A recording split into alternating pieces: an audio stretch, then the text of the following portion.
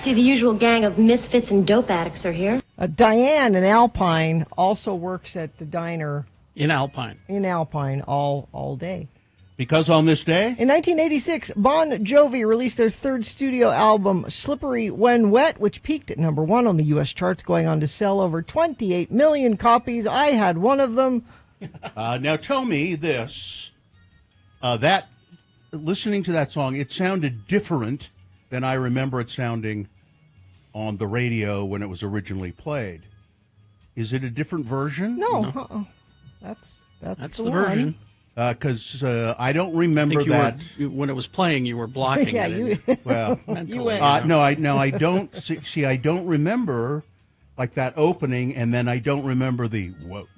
Oh yeah, that's always been in there. Because I was thinking it might be different because he did re-record it. Mm-hmm. Did a different version called Prayer 94. I've never heard that. Let's see, Prayer 94. Let's look it up. And it was on the album Crossroad. So I thought maybe that was the version. No. Because I kind of liked that, and I don't remember liking that song very much. Are you feeling all right today? No, I just I guess, Carrie's right. I mean, whenever it would come on, I would just sort of block it out. You would mentally block it out. This is Prayer 94? Yeah. This is a different song, totally. Once upon a time. Oh, no, it's terrible. Ah. Not so long ago. Oh, God. Tommy used to work on the docks. The union went on strike.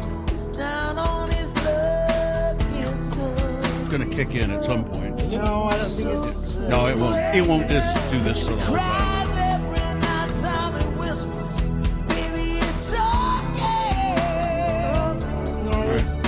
I think this is it. We've got Oh, well, maybe so. I mean, it's okay. This version was just slammed by critics. Yeah. Who said he's just trying to cash in on the grunge factor, and it's terrible, terrible. I vote no. Terrible. Well, so it's interesting. I listened more closely to that song for the first time ever. That album is their best. All their biggest hits are on Slippery that. When Yes. Wet. That's the one. Yeah. Darling. Nice. I did a dance to this on drill team in high school. Oh boy. Oh boy, I'd love to see it? that. Oh boy, are you going to do it now with your boot on? Yeah, do that. Well, you don't have any pom poms. Tell you what, No. let's move you near the stairwell and have you Oh do yeah, it. perfect. Yeah. Yeah. What?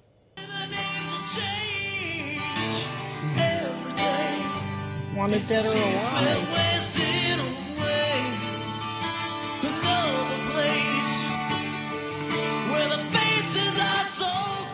Years ago, Terry and I gave away tickets to the Bon Jovi concert in Salt Lake Oh. in a contest which involved carving Spam. Yeah.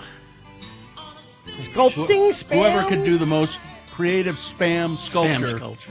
would win, because it was like the 40th anniversary of Spam or something, like that. So what was the winner? Do you I remember don't the winner? remember. No. It was the winner was Spam. Yeah, Spam won. I don't think anyone won, frankly, in the long run. Everybody won. Actually, I think we had a lot of tickets to give We had a away. lot. Yeah, we had a bunch of I them. think we had like 50 tickets or something crazy like that. And people were crazy for them. I'll be there for you. These 5 words, I swear to you. See, I can really do without this. It's a love song. It's Never Say Goodbye. Oh, never say goodbye. Oh.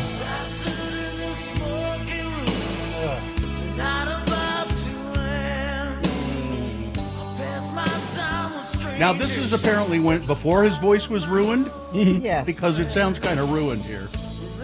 He's raspy. Yeah.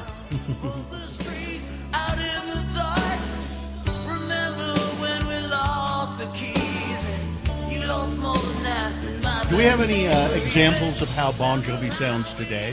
Today? Yeah, I mean, how he sounds right now trying to sing. What's his latest, Gina? Boy, yeah. Like you can't go home or Here something we go, like 2024. this. Yeah. Okay. Now or never. Mr. Worldwide, No, that's the iconic. Pitbull and Bon Jovi. We gonna do it all way. That's why I say everybody, live life, don't let life live you. so that's like that's not a new That's probably recording. a That's, sample. yeah. All right.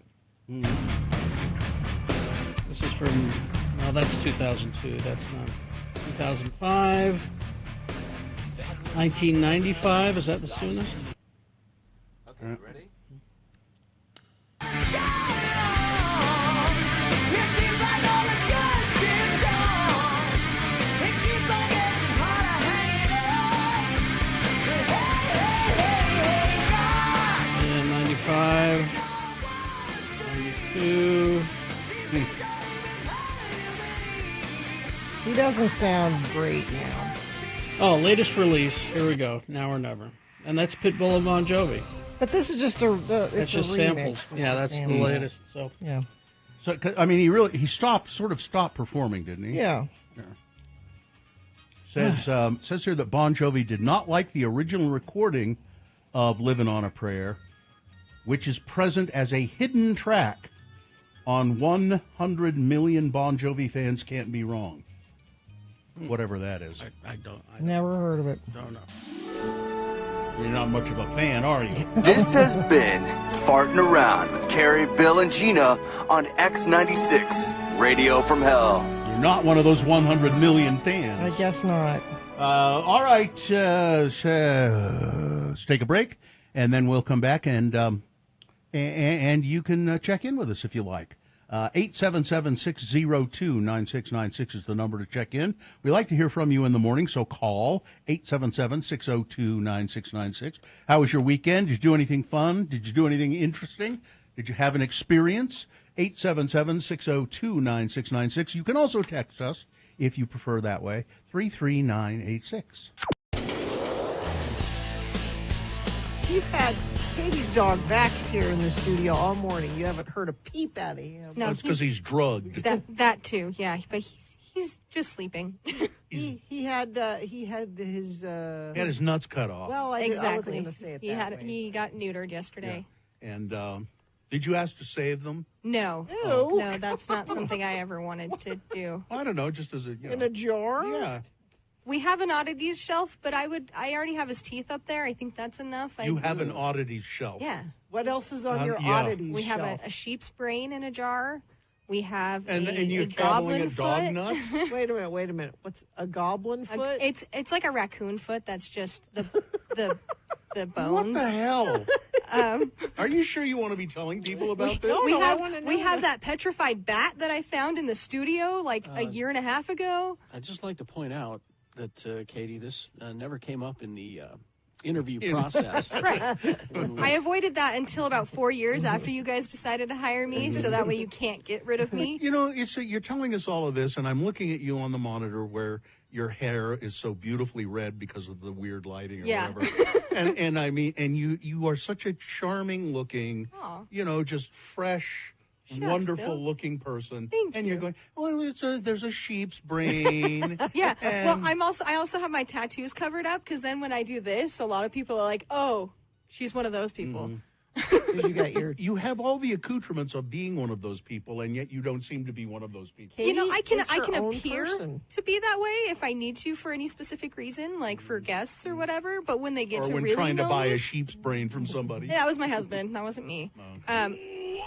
But you know, I appear to other people, but when they get to know me, like you guys finally have at 4 years, my true side of absolute weirdness comes out. Except you're not. You're not weird. You seem perfectly normal to me, and yet you have a sheep's brain. I've fooled him. I've I done want to say it. this. In the future, any applicants to the Radio from Hell show, I do need... I do need you to tell us if you have an oddity shelf. Yeah, that should It's be a a question specific on the. question. Yeah. Do Do you have an oddity I also shelf? have a bat that's like encased in acrylic, and its wings are out. It's really pretty. It's really pretty, actually. Now you say you have this. You call it a goblin foot. Uh-huh.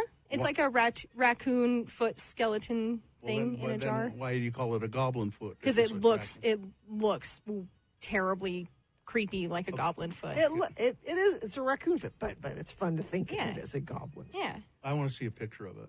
Okay, I'll take a picture of the oddity shelf for you. I 'cause do not want you to invite me to your apartment. That's okay. That wasn't a plan. My apartment's Okay. small. Good. If I know anything about the world today, though, if you were to present this goblin foot to the internet, it would be seen as true Correct. by at least 100,000 people. Correct. Just like Bigfoot's foot imprints that they make and sell. See, the goblins are real. See, she's got a goblin's foot right there. Don't believe it? Do your research. Right there. Do your own research. There's also beautiful bugs and like moths that we have encased. Yeah. Well, I mean, I've had stuff like that. I mean, I had a beetle, a big beetle.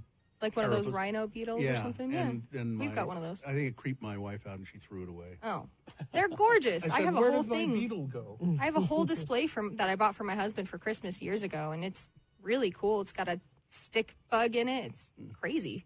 I had a weird little guy. I had a keychain, which was an alligator's head. Oh, my friend had a little alligator head when I was growing Again, up. I don't know what became of that either. And I had a cane that was a bull's penis. Okay. And you're calling me weird. Yeah, now that I think about it. Yeah. Yeah, I don't know what became of my bull penis cane either. Well, Girl, are you? Have you no shame? My That's my ex. sign off, by the way. I don't know what became of my bull penis cane. My ex-wife's grandfather had a custom slaughterhouse in Shelley, Idaho, and as a sideline, one of the things he did was make these canes. And I've talked about it on the radio before, and somebody said, "Yeah, you're not lying. I've seen them." And they sort of, it's like a big piece of jerky, but they make it into a cane, and he'd sell them on the side. I'm sure dogs loved it. It's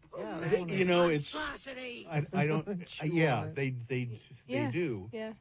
I also have like replica dinosaur teeth and a Replica dinosaur. I do have a piece of an actual fossil from a Triceratops frill because I love Triceratopses. So those are some of my other oddities that I'm super proud of. And then you have another whole shelf area dedicated to plants. Oh, that's the whole kitchen. It is. If you go to my Instagram, it is full of all of my plant updates, and it's. What's your Instagram? Tell us. Captain CAPT_Katie CAITY. You can go check out that, and I love my plants, and there will be more.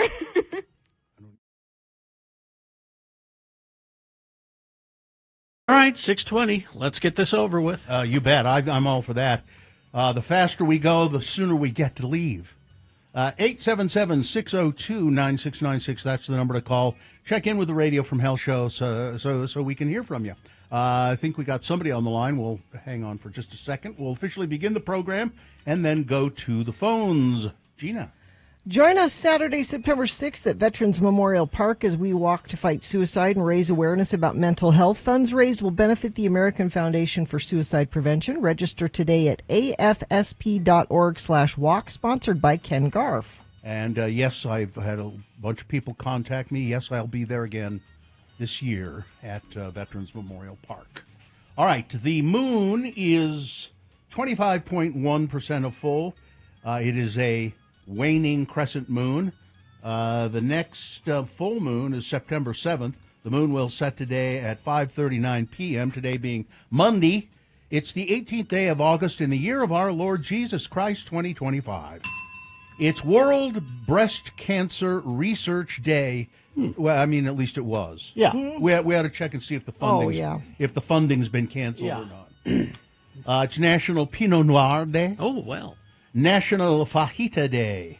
Tex-Mex workers. So Tex is a Tex-Mex dish, essentially embedded in Texas, not Mexico, but kind of Mexican influenced, and Mexicans had a lot to do with it. But where it came from, were Tex-Mex workers were paid with meat on farms in Texas. Why can't I get paid with meat? You can't, but it was not good meat, so they would take it and marinate it, and so it would get tender, and that's where the fajita came from. Don't give management the opportunity or idea. It's okay. Hey, Gina wants to be paid with meat. So you get a steak every 2 weeks. Okay. It's National Ice Cream Pie Day. Make an ice cream pie. Graham cracker crust. You got to soften up the ice cream. Soften up the ice cream so it'll spread. I like Graham this. cracker crust. Put a layer of ice cream. Yeah. Then you put all kinds of toppings. Another layer of ice cream. Stick it in the freezer. I approve. Yeah. And it's also National Never Give Up Day. Well, Never give up. Never give up. And we will never give up. This is an all-new edition of the Radio from Hell show, starring the Lords of Morning Radio. It's Kerry Jackson right there. Hey, I'm Bill Allred. Hello, Heidi-ho. That's Gina Barberi over there. What's the white hat? What is it? my new Navy hat. A Navy hat. And Katie for short is our producer, and I saw Hudson. And there's Dawson in there. Dawson's right Hi, there. Dawson. And then there's the dog Vax is there. Hi. There. Catch the ball, Vax. Catch it. Good job. All right. All right. Check-ins now. Let's begin, shall we, with, looks like Braden is here. Hi, Braden in Draper. What's going on today? Morning. Thank you for letting me listen. Just calling to check in and wish you all a wonderful day, and I hope that the AC is working It's not. the correct way. It's not. Okay. But that's nice of you to care. Thank you for... Oh, wait, I thought I just felt a little It air. may be turned on, yeah. I Maybe think your it's- call has helped it, Braden. I think it's just sort of half Yeah. working. Yeah. Well, thank you, I'm Braden. trying my very best to manifest a cold office space for you. Thank you so much. Thanks for doing it. Thank For doing it. Thank you. You're thanks very for, welcome. Thanks for Braden. checking in. At least you're doing something about it. Let's go to John. John in Salt Lake. What's up today, John? Well, I'm still trying to get my bucket that I won. Well, My chick. you have to come and pick it up. Yeah. Well, I've got my friend Aaron. He's going to pick it up on Wednesday. Okay, well, you're good then. And then I have to tell you this: the last time I left my apartment was October of 2023. You haven't left your apartment in 2 years? It must be difficult for you to do. It's just I just haven't left. Yeah. You mean you could leave, but you just haven't? Yeah, I could leave. I could get out and do things, but I just don't. I turned 72 on Saturday, so I just don't get out as much as I used to because I just don't like getting out. Well, okay. then now you haven't sent us a picture of all your Action figures. action figures yet. I'm going to do that soon, and when I get the bucket, I'll even send a picture of me wearing right. a bucket. He's got to clear his schedule. Yeah. Thank you, John. I All right, get John. it all scheduled. I got to get it all scheduled because Okay. I don't have anybody that do that stuff for me anymore. Like Okay. All right, John. All right. Thanks, John. Bye-bye. Here, that just reminds me. Look what I found a picture of when I was going through some photos. Oh, yeah. It's Tom. It's a picture of us with Tom, our crotchety old friend from Provo from many years ago. How about that? Let's see. What's Trevor Troy checking in for first day back to school? Yeah, there's lots of different places that today is their first day back. Bus driver Troy, Quinn the Barber and Mrs. Coles wishing Bear a first day of school, second grade. Good luck. They named their child Bear. Yeah. Allison Sabo says, whoa, we're halfway there. Whoa, lizard on a chair. Okay, Allison. Allison has been trying ayahuasca lately. I guess so. Mixer driver Shane, Richard, who's not a dick, checking in. Let's see. Play Bonnie Tyler if you are a woman. And what? What? Remember when he ripped off Bonnie Tyler? I don't Bon remember that. Jovi ripped off Bonnie Tyler. I wasn't paying attention. I don't remember that. Troy of Riverton checking in. Let's see. Mike in Nashville checking in. With these 5 words, I swear to you, willing the show to continue. Shot Through the Heart was a Bonnie Tyler ripoff. Everybody knows this but me. Okay, fine. Chelsea checking in from the outer rim of Murray. Zane of Dallas checking in. Is your Mill Creek coffee helping you living on a prayer? Who's doing sports? Amy Donaldson will be here with sports.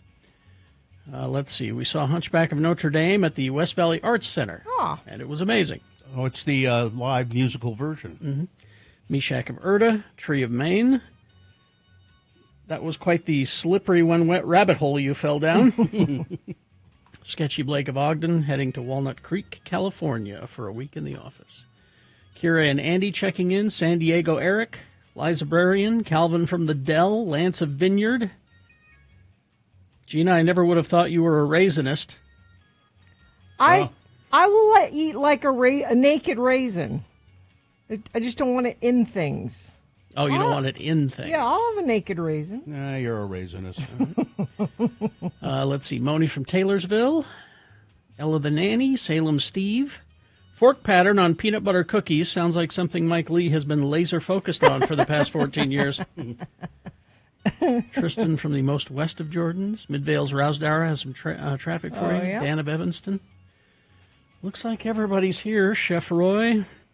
Woodworker Willie. Johnny B checking in, listening while doing some interesting wiring for a bug zapper. Interesting wiring, right? Creative wiring? I guess so. Metal Shop Mark. HR Lady in Ogden. Dealing with the fact this is the first time in 22 years that I won't get a first day of school picture. Oh. All right. Cameron checking in. All right. Let's go. Traffic, Gina.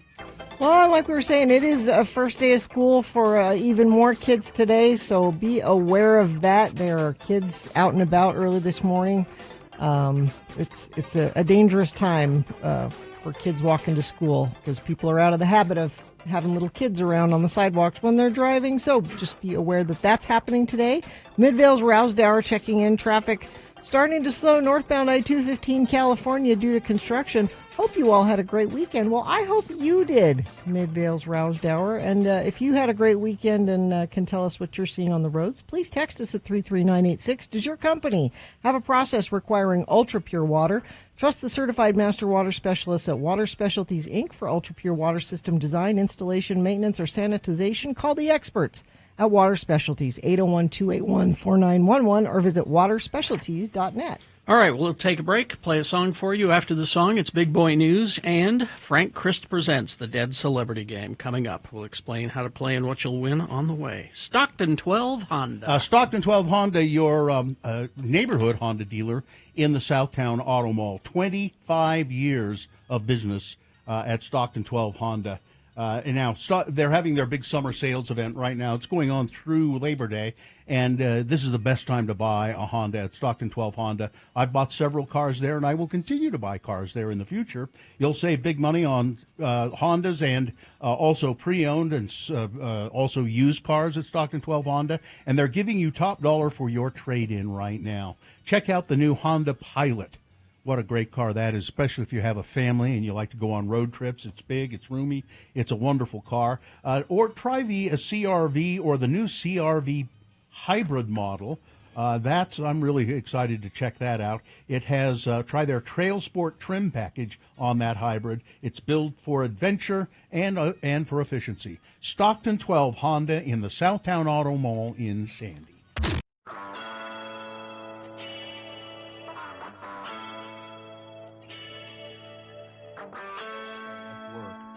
And I went to the pharmacy to pick something up, a pharmaceutical, if you will.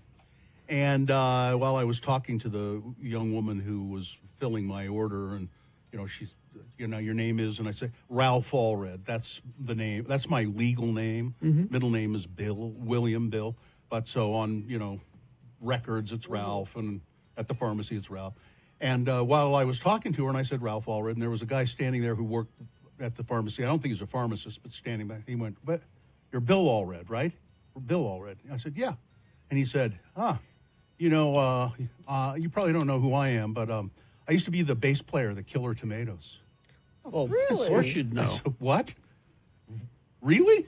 He said, "Yeah." Well, I said, I know. I don't remember you exactly, but of course I know who you are. And I said, "So were you there the day that Kerry and I saying you got to fight for your right to party live on the radio on a Saturday morning from Wally's garage?" Absolutely. Oh, I played the bass that day. That was really fun. I said, "What happened to Wally? What happened to Wes?" "I don't know. I lost track." Oh. Isn't that odd? Hoping for a Wally update. Yeah. He was a character. Yes, Wally was a character. And, Wally and Wes, kind of the founders of the Killer Tomatoes. And That's too bad. Yeah. And then Saturday, I haven't done a remote in quite a while.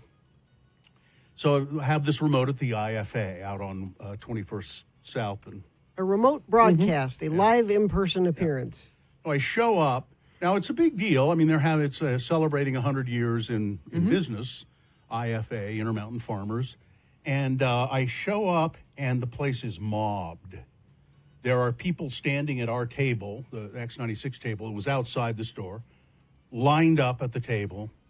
There were free hot dogs and hamburgers. People lined up for that. I couldn't barely find a place to park. It was a zoo. It was just...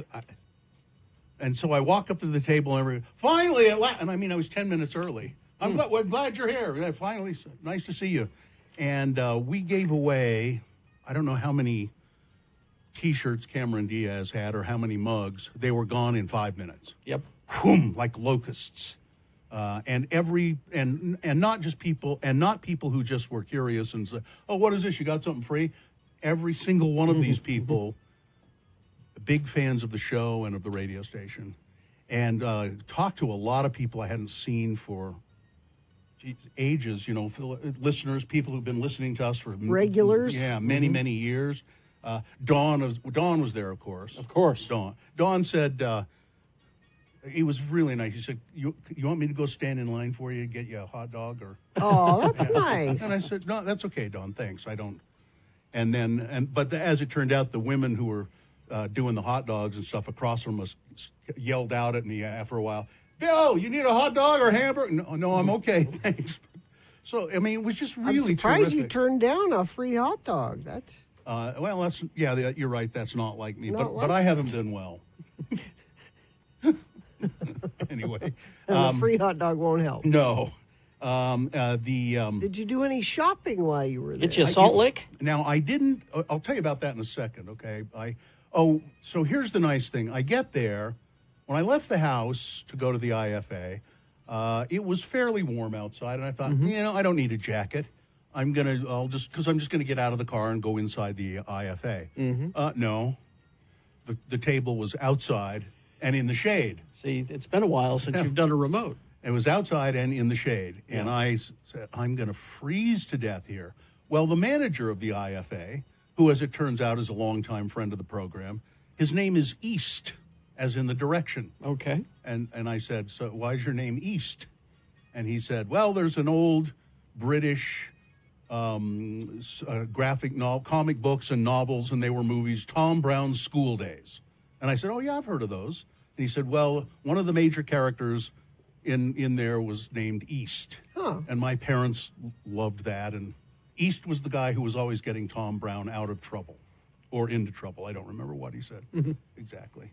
But so East, the manager of the store, said, you're going to be cold. Let me get you a Carhartt. Get yourself a Carhartt. He went. His wife actually went and came back, and they gave me a Carhartt. And I said, I'd be happy to pay for. No. It's just, you can have it. There you go. So they gave me a Carhartt hoodie, and I was just perfectly warm and toasty after that.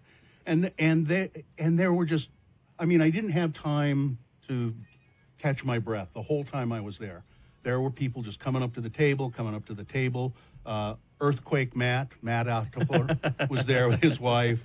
There were just, But how was the petting zoo? That's what everybody was not waiting. there. Oh, the tragedy. I didn't get the full story, but I think there was a mistake from the ad agency.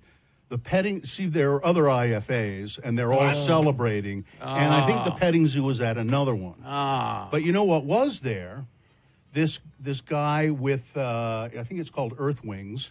He had an owl. You got that picture? He had an Look owl? at this. Look at this. Oh, you got That the should picture be taken your- with Al. that should be your new avatar. X96.com. That's Bubo, the eagle owl. Of course it's Bubo. And that guy was the most incredible bird. I also tweeted that picture today at RFH Bill. He looks like he's posing. He is. Oh, he is. He's kind of leaning into you, like. Yeah. He putting knows his what he's face doing. next I've done to this. your face. He knows what he's doing. Well, that's your new avatar on your Twitters and your Facebooks. He is. He's very, very tame, and like they'll let the guy who was with his trainer or his handler, little kids, and come up and he say, "Yeah, you can pet him. Just rub his front there, his belly, his chest." He's obviously very smart, and Well, you can tell just by looking at it. yeah, wise. Actually, it's less wise. They look to me than sad. Owls look kind of sad to me. He has kind of a sad look in his eyes. But isn't that a beautiful animal? Yeah. My God. And he was just, you could tell he was just, he was curious about everything and Sure. looking around all the time. Happy to be there, though, I think. Did he look all the way around? Yep. Yes, he did. And anyway, the group, they have a female and companion for him, and they're hoping for eggs. Our fingers are crossed. Alex. Alex. Alex. Oh, I went into the IFA. I'll be back. That is an incredible place. Oh, yeah. I've been there. Nice.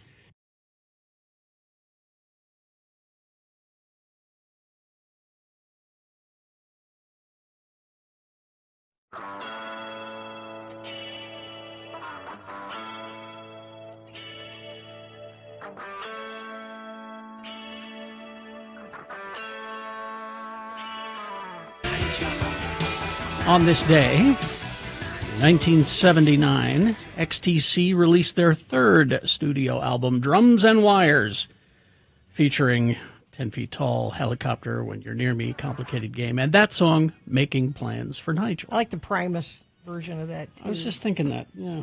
the XTC one's good, but Yeah. I like the Primus one, too. All right, we got big boy news and a Pinuendo now.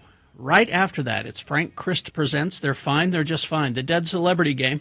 We'll give you a list of 4 celebrity names. 3 of those celebrities are just fine. 1 of them is dead. If you pick the dead one correctly, you will win. Tickets to see Gabriel Iglesias, the comedian who's yes. Fluffy. Fluffy. September 11th at the Utah State Fair Park.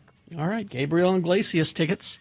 877-602-9696 is the number to call. Line up now, play the game. You will win.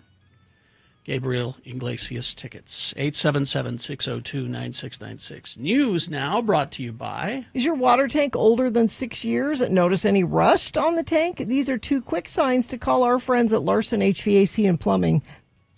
Get $200 off a standard water... Get $200 off a standard water heater. Visit larsonhvac.com/x96. One person is in police custody after a shooting at police officers in Tremonton on Sunday night. At least 3 officers were hit by gunfire. Tremonton Garland police officers responded to a disturbance near North Park Elementary School around 9:30 p.m. last night. No further details about the disturbance were provided, what that exactly was. But the Brigham City Police Department, which is handling the public information for the incident, said that the suspect fired at officers. Officials confirmed that 3 officers were shot. However, they would not confirm if any had died. The mayor of Tremonton posted on Facebook that 2 officers were dead and 1 was injured. But there's no official word. He quickly pulled that Facebook post off. So there is some, we don't really know the details. Brigham City Police Detective Crystal Beck said the officers who were involved had called for backup, and then they stopped responding to their radios. We need backup, and then they were off. Yeah. The city of Tremonton, had originally posted a message from Mayor Lyle Holmgren, claiming 2 police officers had been shot and killed. However, both the city and Mayor Holmgren later retracted those comments. This just came through, Bill. Okay. Brigham City Police updated the public Monday morning, confirming 2 officers died after being hit in the shooting, and a 3rd officer evacuated from the scene and hospitalized along with his canine. So that's been... There's no word yet on what caused all of this, what... The motive? Yeah, what nothing here, precipitated it. Police said there was no threat to the public. A resident of the area drove up to the scene near his home when a bullet hit his car.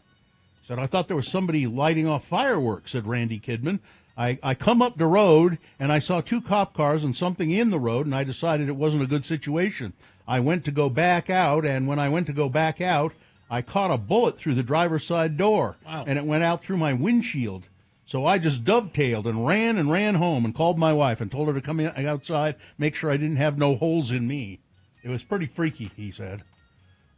Very scary situation in Tremonton, and we'll just kind of follow it and see if we can figure out what precipitated all of this.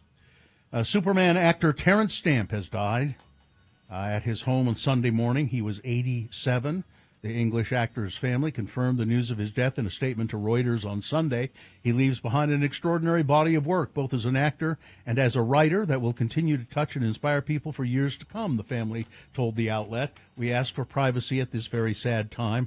The British star famously portrayed Superman's nemesis, General Zod, in the two Superman movies, Superman and Superman 2. He also notably starred in 1962's Billy Budd, when he was a very, very young man. That was like his breakout role. And if you see pictures of him, my God, what a handsome young kid he was. I mean, he's handsome older man. Yeah, I mean, he he's is. handsome at all ages. And this picture, x96.com/live, he's the mature Terrence Stamp. But Billy Budd, he was just like, even men went, oh, wow. He was in Wall Street in 1987. He was also in Priscilla, the Adventures of Priscilla, Queen of the Desert. He played a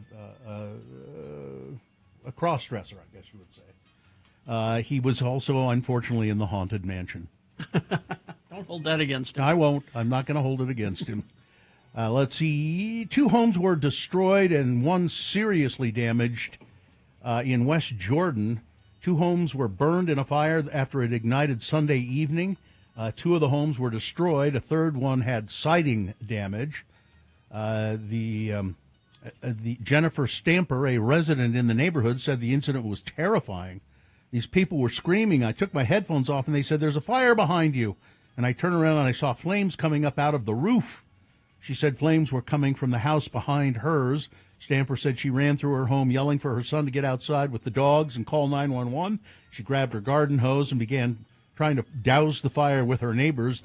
They later evacuated when police arrived, as officers said there was potential that the RV's propane tanks could explode. The fire was put out. No one was injured. No word yet on the cause of the fire or how many people were involved. Now we go to the crime desk. Gina Barberia, our ace crime reporter, with a story about a man who was in prison, and I don't believe he should have been allowed his conjugal visits. 55-year-old man David Brinson, convicted murderer, serving 4 consecutive life terms. This is a bad man. Yes. Allegedly strangled his wife Stephanie to death while she visited him in prison. The Amador County District Attorney said the incident occurred back in November at the Mule Creek State Prison in California. Brinson called prison officials around 2 a.m. saying his wife had passed out. While life-saving measures were attempted, Dowles was pronounced dead at 2:51 a.m. Her death, however, was ruled a homicide by strangulation. Back in 1993, Brinson was serving 4 consecutive life sentences for murdering 4 people during a robbery.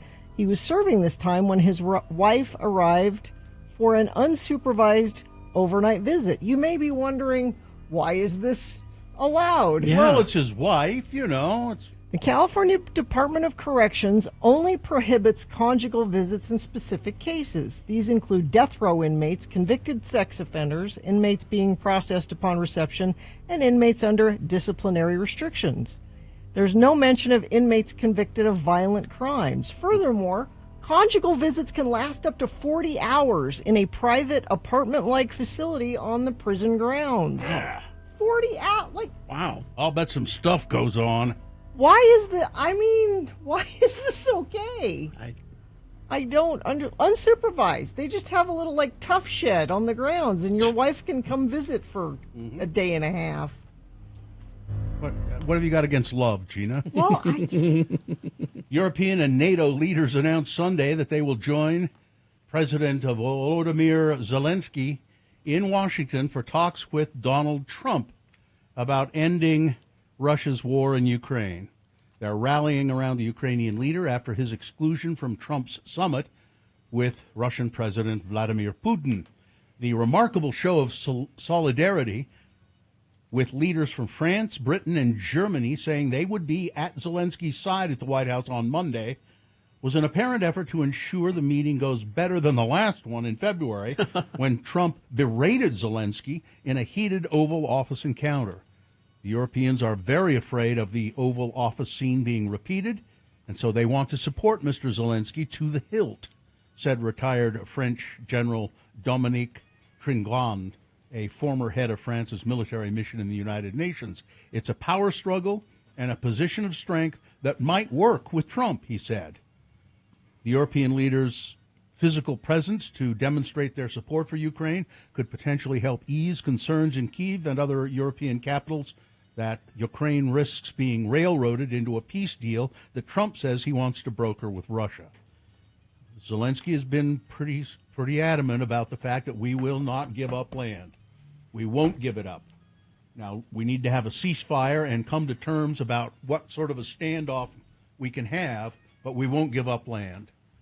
Yeah, because Putin wants he wants Donbass. Donbass, and that meeting in Alaska was just an embarrassment. It really was.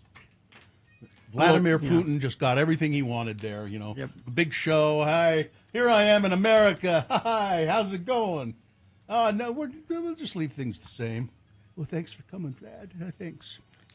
California Governor Gavin Newsom said Thursday that his state will hold a November 4th special election to seek voter approval of a new congressional map drawn up to try and win Democrats 5 more U.S. House seats in 2026. The move is a direct response to a Republican-led effort in Texas, pushed by Donald Trump, as his party seeks to maintain its slim House majority after the midterm elections. Texas lawmakers are considering a new map that would help them send 5 more Republicans to Washington. Democrats, who so far have halted a vote by leaving the state, announced these are Texas Democrats, who so far have halted a vote by leaving the state, announced on Thursday that they will return home if state Republicans end their current special session and California releases its own redrawn map proposal. Both were expected to happen on Friday. Texas Republican Governor Greg Abbott is expected to call another special session to try and push through the new maps.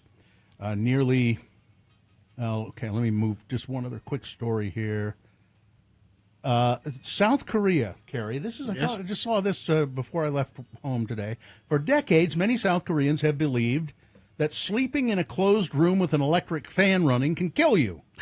It's a superstition. Yeah. That's done more than spark late-night conversations. It's shaped the way manufacturer-designed fans and how consumers shop for them. It's a fascinating story. I had no idea. Yeah, the scare what began. What do they think is going to happen? The scare began in the 20s and 30s when newspapers ran lurid headlines such as "Strange harm from electric fans," citing everything from nausea to facial paralysis. During the 70s energy crisis, some historians think the government encouraged the rumor to curb electricity use. But now law requires timers on fans. Every model in South Korea has a timer on it. So that you don't, you can have it on when you're in the room, but it'll go off at a certain time. I think it's fascinating, just fascinating. Oh. Anyway. Weather, traffic. Oh, well, you'll need a fan today. Well, don't go to sleep with one. 95 expected for a high today. We're going to look at being around 100 again by Wednesday. I hate to tell you. 72 right now. Traffic we have, let's see. Crash northbound I-15, 162nd South, milepost 286. We've got issue out in Tooele, crash southbound SR-36 at Lake Point. The center lane is affected there. And let me check our message stream. That's where you come in, Infiniteam. You text us what you're seeing on the roads. 33986 is where you do that. Let's see. Matt, the tech guy, says, there must have been an accident I-15 at 193 this morning in Clearfield. Saw 2 fire trucks and 12 cops racing. I haven't seen anything more on that. Let me know if you have more details on that. Send it to us via text, 33986. Spooks Boutique brings you Frank Christ Presents, hosting the Too Ghoul for School, a free family-friendly oddities arts festival featuring all local artists and vendors, raffle drawings, and more, all happening at Spooks Boutique this Sunday, August 24th. Located at 3453 South State Street, Spooks Boutique, where Halloween is not a holiday, it's a lifestyle. Oh, Frank. Is it Terrence Stamp? Yes. He was a wonderful actor. It was very difficult for you to have to go and. Oh, I didn't want to send him to the Phantom Zone. I want to know, are you close enough that you could call him Terry? Well, I would never do that. It's Mr. Stan. Oh, it's Mr. Stan. I don't think Frank really has you don't have a personal relationship. Oh, with no. him. No. It's very businesslike. What I do is very personal, but it's very businesslike. Yes. Frank Christ has joined us in the studio. He is a grim reaper, the reaper of the souls of our precious, precious celebrities. And it's a hard job for Frank because he loves them, all of them. all of our precious celebrities, they must be protected at all costs. I know. There's nothing I can do. Frank goes to the scene of the celebrity's death. He checks to make sure that they're dead. And if they are, he takes their essence, their soul, whatever you want to call it, takes it and whisks them away to the distribution center. And from there, you don't really know what happens to them. I have do no you? idea. I know Terrence went to the Phantom Zone. That's all I know. Frank joins us every weekday to play the game we call Frank Chris Presents. They're fine. They're just fine. It's a macabre, ghoulish, dead celebrity game. We ask a contestant to identify the dead celebrity out of a list of 4. Frank has given me a list of 4 actors. 3 of them are, in fact. They're just fine. One of them is dead. And do we have a contestant? Tyler is here. Tyler, we're going to ask you to identify the dead celebrity in this list. How are you, Tyler? I'm fine, just fine. That's good to know, Tyler.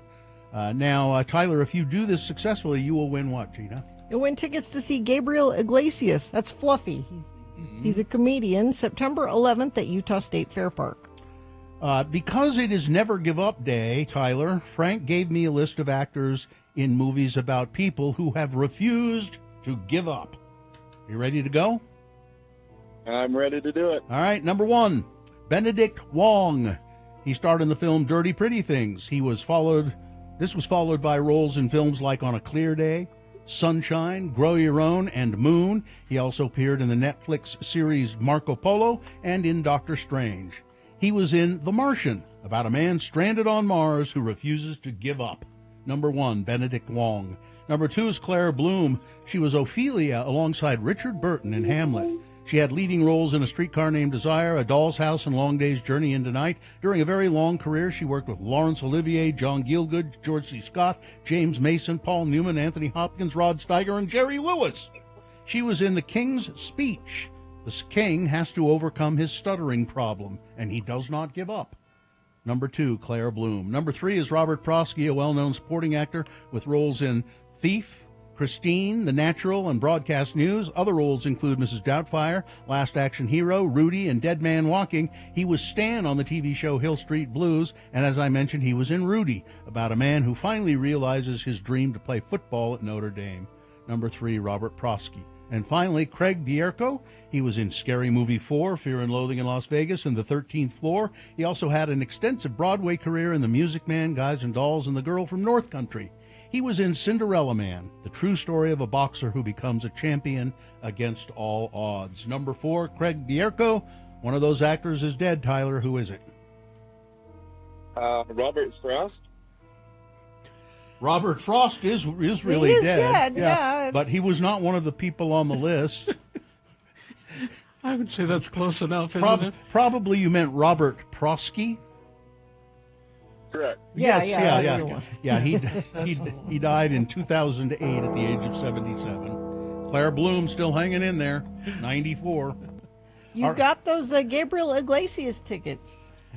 Say thank All you. right. Say thank you. Thank you. You're welcome. Thank you. Hang on the line, Tyler.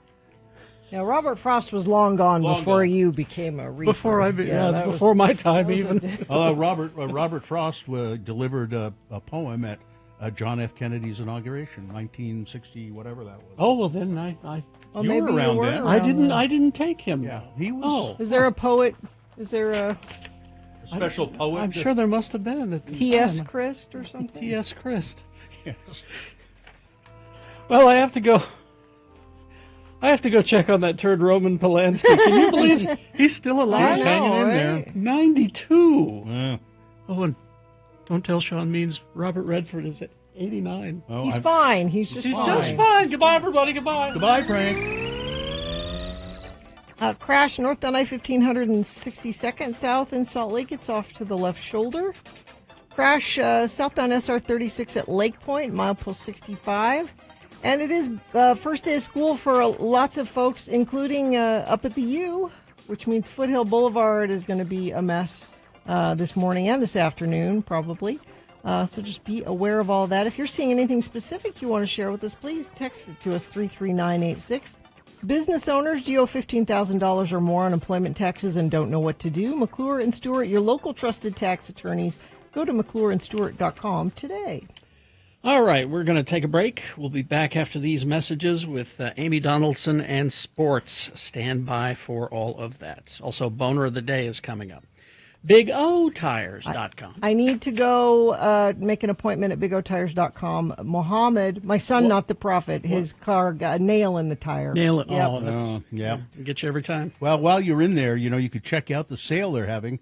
Save up to $120. Instant savings now through September 1st on select sets of Nitto, Cooper, Nexen, or Sumitomo tires. Big O Tires, though, is your one-stop shop for everything you need for your car before you hit the road. Getting a nail fixed, a flat in the nail. You got a brake. You can do brake jobs there. Air conditioning services, free flat repairs, oil changes, tire rotations, all of that kind of thing. And the nice thing about Big O is that they're a neighborhood store. You're sure to find one in your neighborhood. There are like 50 of them along the Wasatch Front. So go to BigOTires.com. You can make an appointment online, or you can just walk in if you'd like. Big O Tires, the team you trust.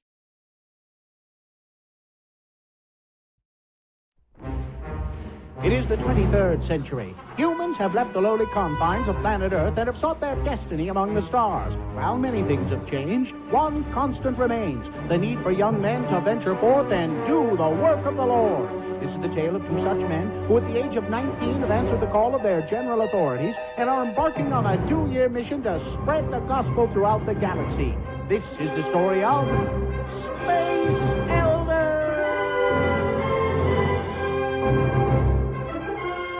In this episode, we find our elders rendezvousing with Zone Leader Hansen on some distant planet in the BFE sector.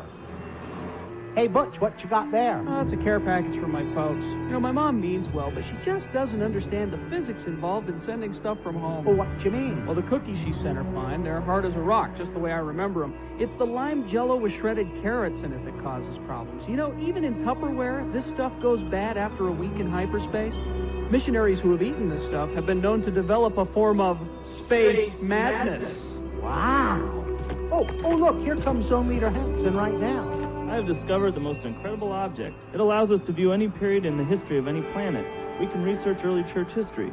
This discovery will allow me to get reassigned back to Earth and leave you two losers far behind. Great. Glad to hear it. What's that have to do with us? Since you weren't having much luck in the field, I figured that you wouldn't mind watching my discovery while I go back to Starbase 182 and file my report. Hey, are you eating while I'm talking to you? Give me that. Sorry. Say, green jello with carrot shavings. I haven't had this since I left home. But sir, I think you ought to know Quietly, Hi. He's eating. Shut up, the both of you, right now. This jello tastes funny. He's gone mad. He's got space madness. We better go after him. Okay. Hey, what's that thing right there? You mean that natural arch that seems to be showing the History Channel? Yeah, that thing. What is it? I believe that who is it would be a more appropriate question. Is that you that said that, Butch? No. It must have been the natural arch over there. Okay, I'll play. Who are you, and what have you done with Zone Leader Hansen? I am the guardian of forever. Hansen has entered through me into your world's past. Entered through you? Well, I guess we can get back to tracking now, huh, Lehigh? No, we most certainly can't. Huh? We need to get Zone Leader Hansen back and cure his jello-induced space madness. Come on now, Lehigh. He was a little weird before my mom's jello. Are we sure he's sick? Where in our world's history is Hansen now, Guardian? He was asking questions about Mormon history and about lime jello in particular. He entered as I was showing him the Relief Society meeting where sisters first began to experiment with lime jello. Well, if he disturbs that meeting, the timeline of church history could be permanently changed. Let's go, Butch. Will Zone Leader Hansen change church history? Can Butch and Lehigh get him to go before he does? Will the Relief Society let Hansen anywhere near their test kitchen? Tune in next time to hear Relief Society President Mulestein say... I'm at a loss, sisters. We've tried shredded beets, cauliflower, radishes, eggplant, zucchini, and rutabaga. Nothing seems to go with this new lime jello stuff. Excuse me, sister. I think we can help. I don't think we should go against the Prime Directive, Bush. How did you get in here? One wrong move and you'll see the business end of my skillet. Just like the last kid who wandered in here and tried to tell us how to conduct our business. Other kid? Oh, hey, it's Zone Leader Hansen. She's knocked him out cold. Nice going, ma'am. Wish I'd have been here to see it. Tell you what, we'll get him out of your way and you can go back to doing what you were doing. Oh, yeah, and you might want to try shredded carrots. I warned you about meddling. She's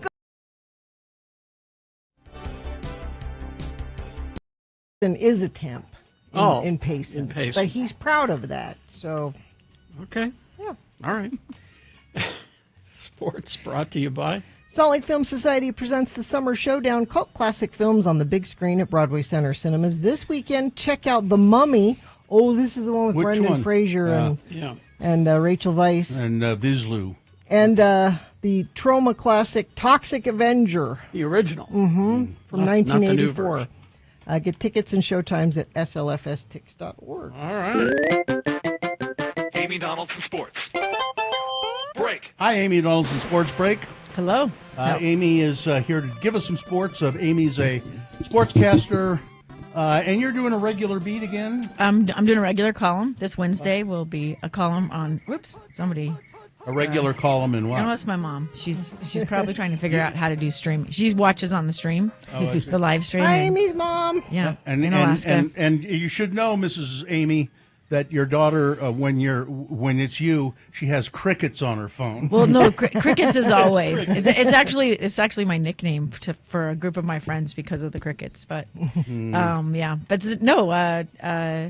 My column comes out every other Wednesday, and this where week is is it? actually at KSLSports.com. Okay. And it is on Dave Colley and the sort of the hiking adventure he went on to do the podcast. He went to Triangle. Yeah. Okay. So yeah, and there's a little more about. You should know. I made him cry. So You made him cry. What did you did. do? Step on his foot? Nope, didn't touch him. It's just my questions. An emotional thing. An Yeah. emotional. No, he was very kind. Gave me 2.5 hours, and for me Okay. that's a pretty standard interview. And is it there right now? On Wednesday. It Wednesday. comes out on Wednesdays. Yeah. All right. Sports, please. Sports. We did have a tragedy in sports. 22-year-old basketball player, a college basketball player, drowned out at Blackstock? It was or in Black, Harriman. Yeah, Black Ridge Reservoir out in Oh. Harriman.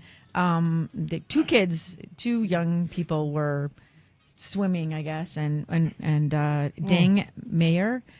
He played at Judge Memorial High School. He ended up drowning. 22 years old. He was on a college team somewhere. Yeah, Omaha. And, so it was, I think he actually maybe graduated. Yeah, there you go. There he is right there. Yeah, so sad and condolences. A lot of really great things being said about him by the Judge Catholic High School community. Apparently a really great kid, very involved in the community. And they lost another player like a year To shooting. Yeah. Oh, yeah, that's right. Yeah, it's been a rough couple years for the Judge community in that regard. So on Sunday, Real Salt Lake lost to Charlotte 1-0. Diego Luna was out because of yellow card accumulation. Charlotte scored on a free kick header. Awesome to see if you want to watch like just a great kick, well-placed kick, and then the header. Real Salt Lake picked up 4 more yellow cards, the most painful of which will be Xavier Gozo's yellow card in the first half, because that means he will miss next Saturday's match because of yellow card accumulation. Really? So there's much debate in the social media universe, sports universe, about whether or not these are earned or not earned, or fair or not fair. But the bottom line is, you're trying to make the playoffs. This is the last bit of season to push for that, and playing without some of your best players is definitely problematic. So, Yeah. as I mentioned, they're going to host Minnesota United FC on Saturday, the 23rd. Kickoff's at 7:30 p.m. NWSL news: the Utah Royals they earn a scoreless draw against Angel City FC. Up next for them is Gotham FC. They're on the road on August 23rd. And then in very important sports, angry news: Michigan received what analysts are calling an expensive slap on the wrist.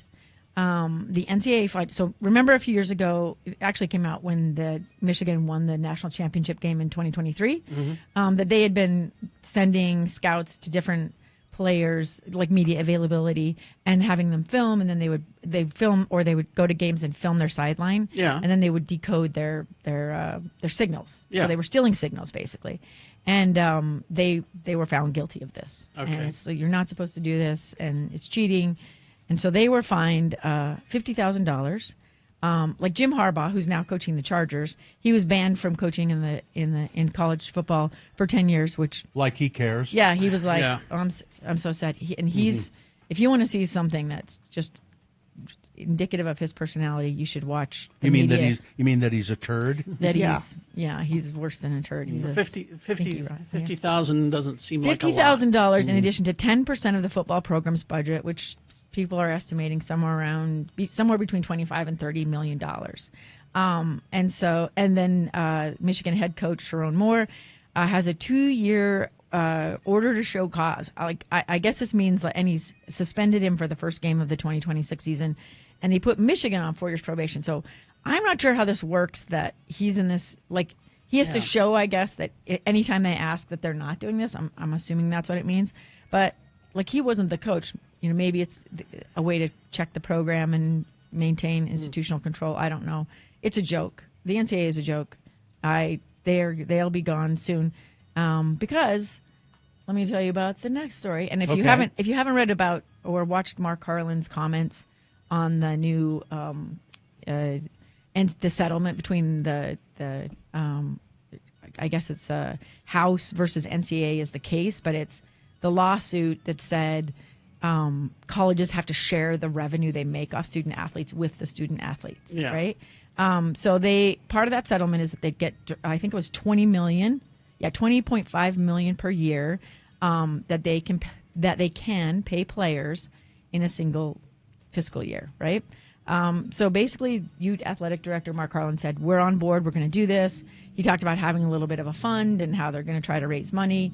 The big questions are, like, where is that money going to go? The other thing they took off is scholarship limits. And everyone's like, this is great because, like, for example, baseball can only give like 11.5 scholarships. 11 point. I don't know how this. 11. It's actually 11.7, which I don't really understand. But it basically means, like, we'll pay your housing and you got to pay everything else, right? They give people pieces of scholarships to make it more attractive. But now so there's 40. There's usually 40 athletes in a college baseball program. Now they can give all 40 athletes a scholarship if they want. So those are some of the changes, but the money breakdown is what nobody's willing to really 100% give. There's speculation and that universally it's going to be about 60 to 70% to football. And then, of course, that's where the money. My guess is, as I have said before, football needs to break out of. It needs to be not a part of college sports. It's upsetting the balance of everything else. They're canceling other sports, minor sports, and women's sports are going to suffer. I think they said 15 to 20% will go to men's basketball, which doesn't leave a lot for women's sports and other men's sports. So I don't. It's a mess, and they're saying, oh, college sports has changed forever. It already changed, and the problem is the NCAA can never get their crap together and deal with issues as they come up. So now you have the courts deciding. And remember that Donald Trump has his the executive order that he signed saying we're going to maintain integrity in college sports, which is hilarious. But and then Congress is looking at a bill that would codify what Donald Trump's executive order basically says. So this went into effect on July 1st. You're not going to see a lot of changes this season because most bigger colleges with lots of money and very smart collectives front-loaded their NIL deals. So they paid their athletes already. They front-loaded their deals, so they're not subject to this cap. This basically, we have a salary cap in college sports now, which is just. And now there's also a college sports commission that will monitor this revenue sharing cap thing. And it will have the power to punish schools. Is this taking the fun out of it? Is it taking the fun out of it? Is No, this I taking don't the think fun out of sports? It's not the fun that it's taking out of. It's been a business most of the time. Most of the 20 years I've been covering it, and now it's just more. We're working to make it above board, right? So the problem is this. Like the collectives don't have to tell you where they get their money, how much they're paying. These contracts are not often not public. And my issue is if you're going to do this, especially with kids coming out of high school. I know high school kids who have $1 million shoe deals, right? This is something. I didn't even have shoes when I left high school. Listen, I had shoes, and I earned those shoes with my very. I was a well-paid video store employee. I made above average. I made above minimum wage in the 80s. So yeah, I had a nice shoes. So it was better for you back then. It was better for me back then. I've only gone downhill. That was my peak. But anyway, it's basically they're hoping that they're not going to be like they said the team last year was an $8 million roster. The Utah football team last year. So just Gina can process that. The $8 million went to players. Went to players. What they spent on players. So yeah, and unfortunately, a lot of that went to Cam Rising.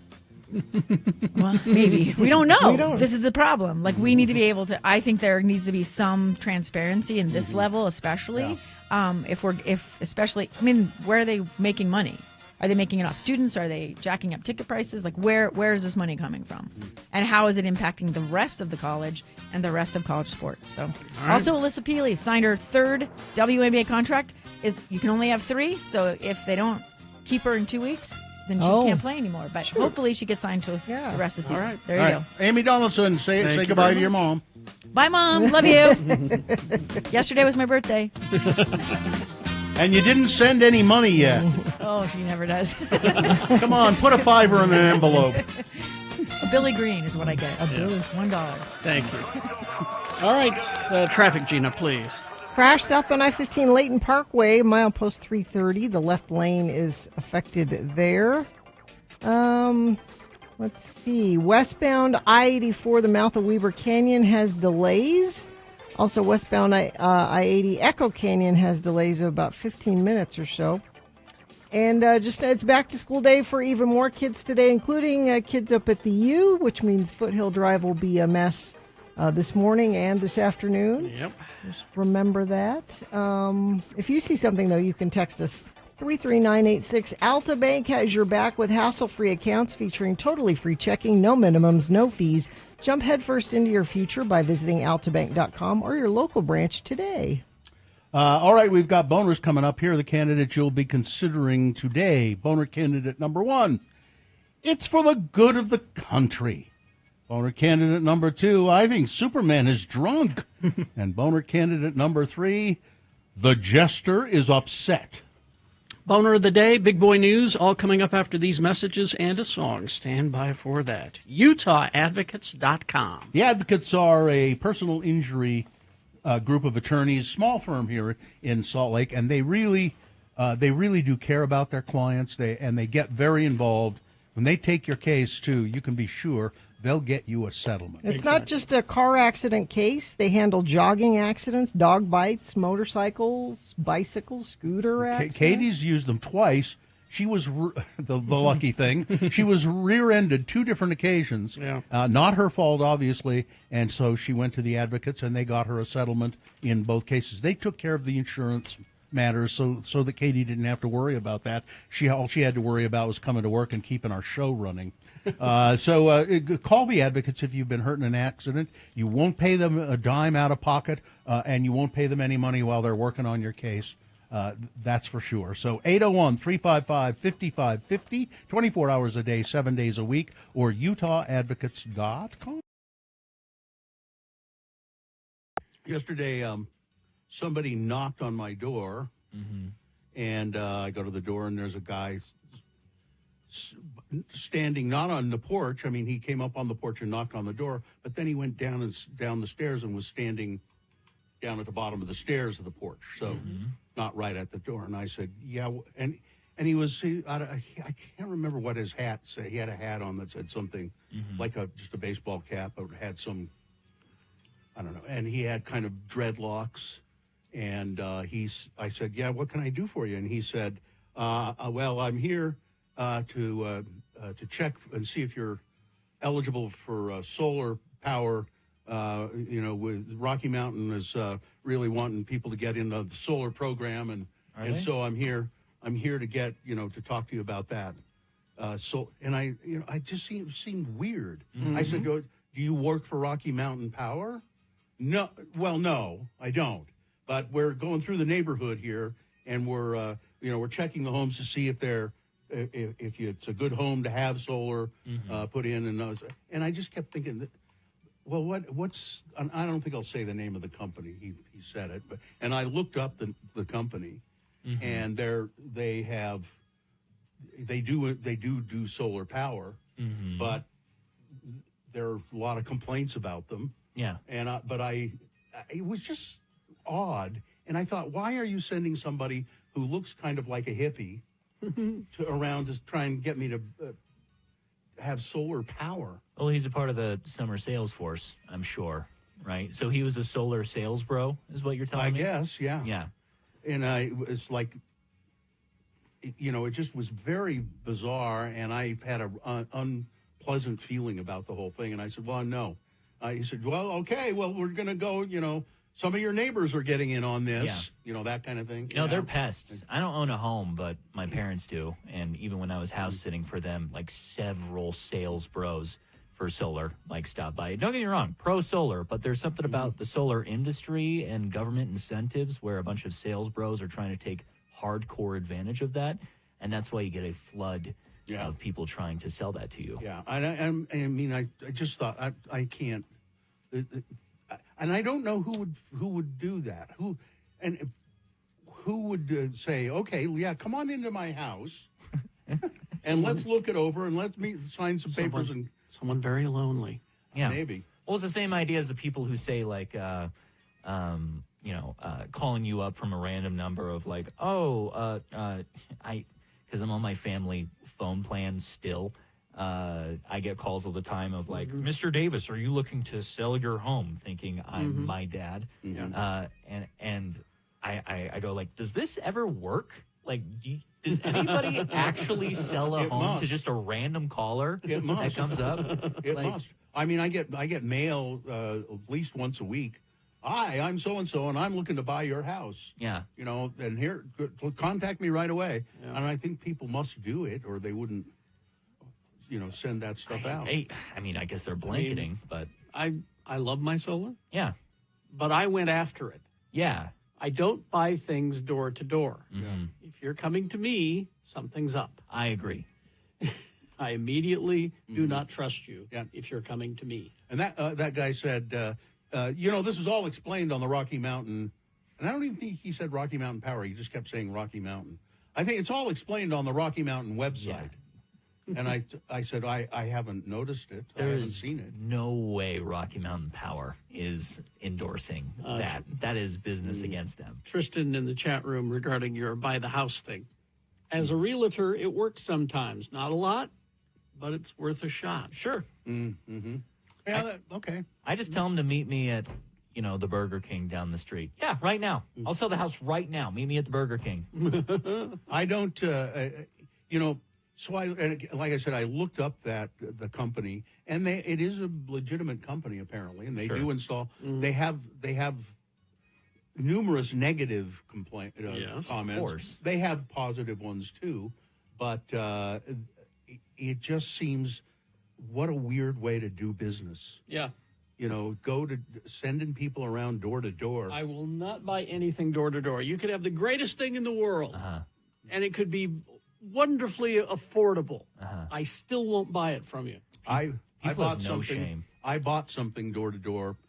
Oh, it's probably over 10 years ago now, and it was a woman who came to the door and she said, "Hi, I'm going around. I'm selling this cleaner." This is the most, and she had a bottle in her hand. This is the most remarkable cleaner that you will just, amazing. And she had a really pretty good pitch, and I said, well, how much is it? I think she said $20 or something. And I said, okay. And I bought it. Mm-hmm. And it was just so. It was just like, meh. Well, those guys are all about the hustle, and they have zero shame whatsoever. I've curated my Instagram reel feed to be nothing but stuff other people would hate, but I just love, ironically consuming. And some of that is like business bro fake podcasts where they talk about, how to, make an extra dime or two and how to get your sales going, all with a faith-based background, by the way. Of course. And I liked one video, and the guy in it reached out to me Of course he specifically. did. I won't say his name, but I think it's worth reading the DM. Do you want to sell pest control door to door? Average guy will make 30 to 40K in 3 months. Would you be interested in some more info? And I responded with, I got sprayed with some pesticides as a kid, and it gave me nerve damage in my tongue and persistent nightmares involving being hunted by apparitions. Sometimes I have to yelp out loud when I blink because I see the nightmare for a sec. Would that be a problem? And he said, no, you're perfect. Of course you're perfect. Yeah. Oh. No shame. Well, none of these guys have any shame. Yeah, I used to get the guys coming around saying, hey, would you like to buy some magazine subscriptions? We're doing this to raise money so we can send kids to camp. Yeah. Or something like that. Here's a texter. Kirby Vacuum came to my house yesterday. You're kidding. Yes, they still do it. The Kirby Vacuum Company. That's amazing. Vacuum cleaner, door-to-door sales. I had no idea. I didn't think they still did that. They come in and throw a handful of dirt down on your carpet and then vacuum it up. There you go. Look at that. Isn't that great? Anyways, on that note, I am also, just as a reminder, a part of the sales force here at Broadway Media. So if you would like me to sell your item, reach out to me, ndavis@bwaymedia.com. He will not come to your door. No. Unless you ask him to. All right.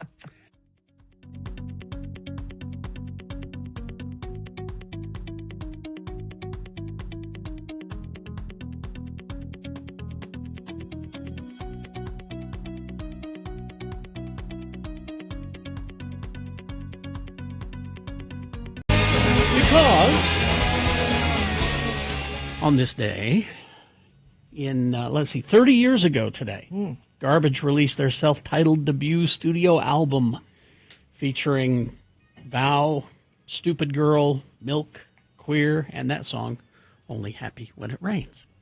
All right, it's time for Boner of the Day. 3 news stories. These will be examples of bad, stupid, or funny human behavior, and you will decide with your vote of these 3 candidates which one is the worst, which one deserves to be Boner of the Day for today, August 18, 2025. We'll give you 2 candidates now, a third after the news, and once you've heard all 3, then you will vote. One of you lucky random Boner voters will receive. Can't buy it, gotta win it. Radio from Hell Boner t-shirt.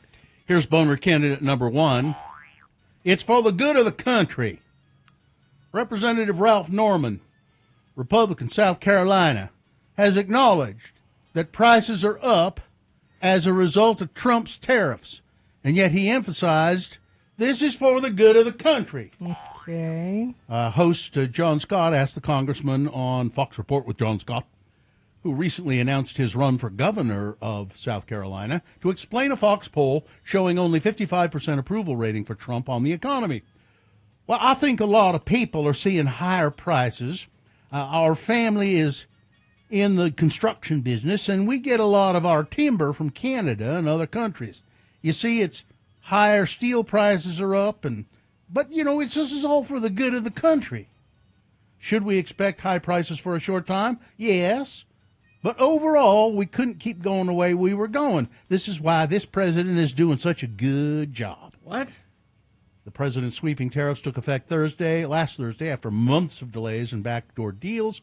Most imports into the U.S. will now be subject to baseline 10% duty, with the overall average effective tariff rate now sitting at more than 17%. Notably, Congressman Norman was one of the few House lawmakers not to endorse Trump back in 2024, backing former United Nations Ambassador Nikki Haley instead. In his late July announcement of his upcoming gubernatorial bid, however, he praised Trump, predicting what he did in Iran is going to put him in the annals of the greatest presidents we have ever had.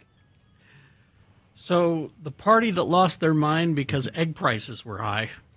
It's is for the good of the country. Now saying, yeah. yes, prices are high. It's for the good of the country. For the good of the country. Here's boner candidate number 2. I think Superman is drunk. Democrats are calling on Mullins McLeod.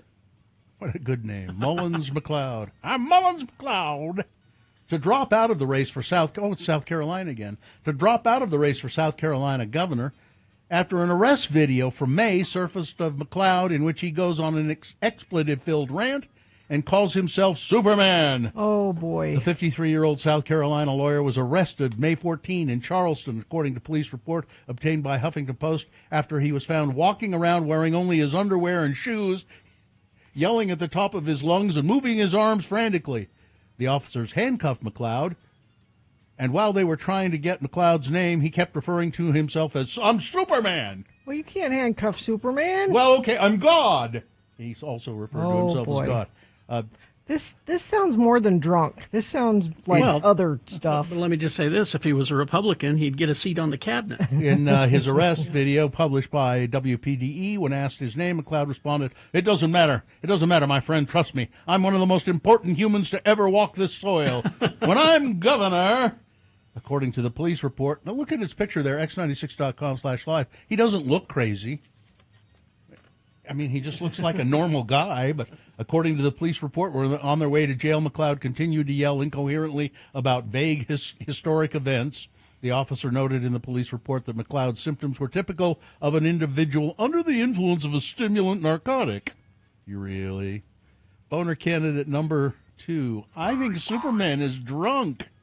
Coming up in a moment, boner candidate number 3. The jester is upset. Boner candidate number 3 coming up after this. Big boy news and Penuendo brought to you by Waterproof your home with Baseco, because water can make its way through your foundation in many different ways. Baseco specializes in a variety of permanent foundation waterproofing solutions tailored to your unique issue. From sump pumps all the way to major repairs, crack settling foundations, each solution backed by a guarantee. Schedule a free assessment today at baseco.net.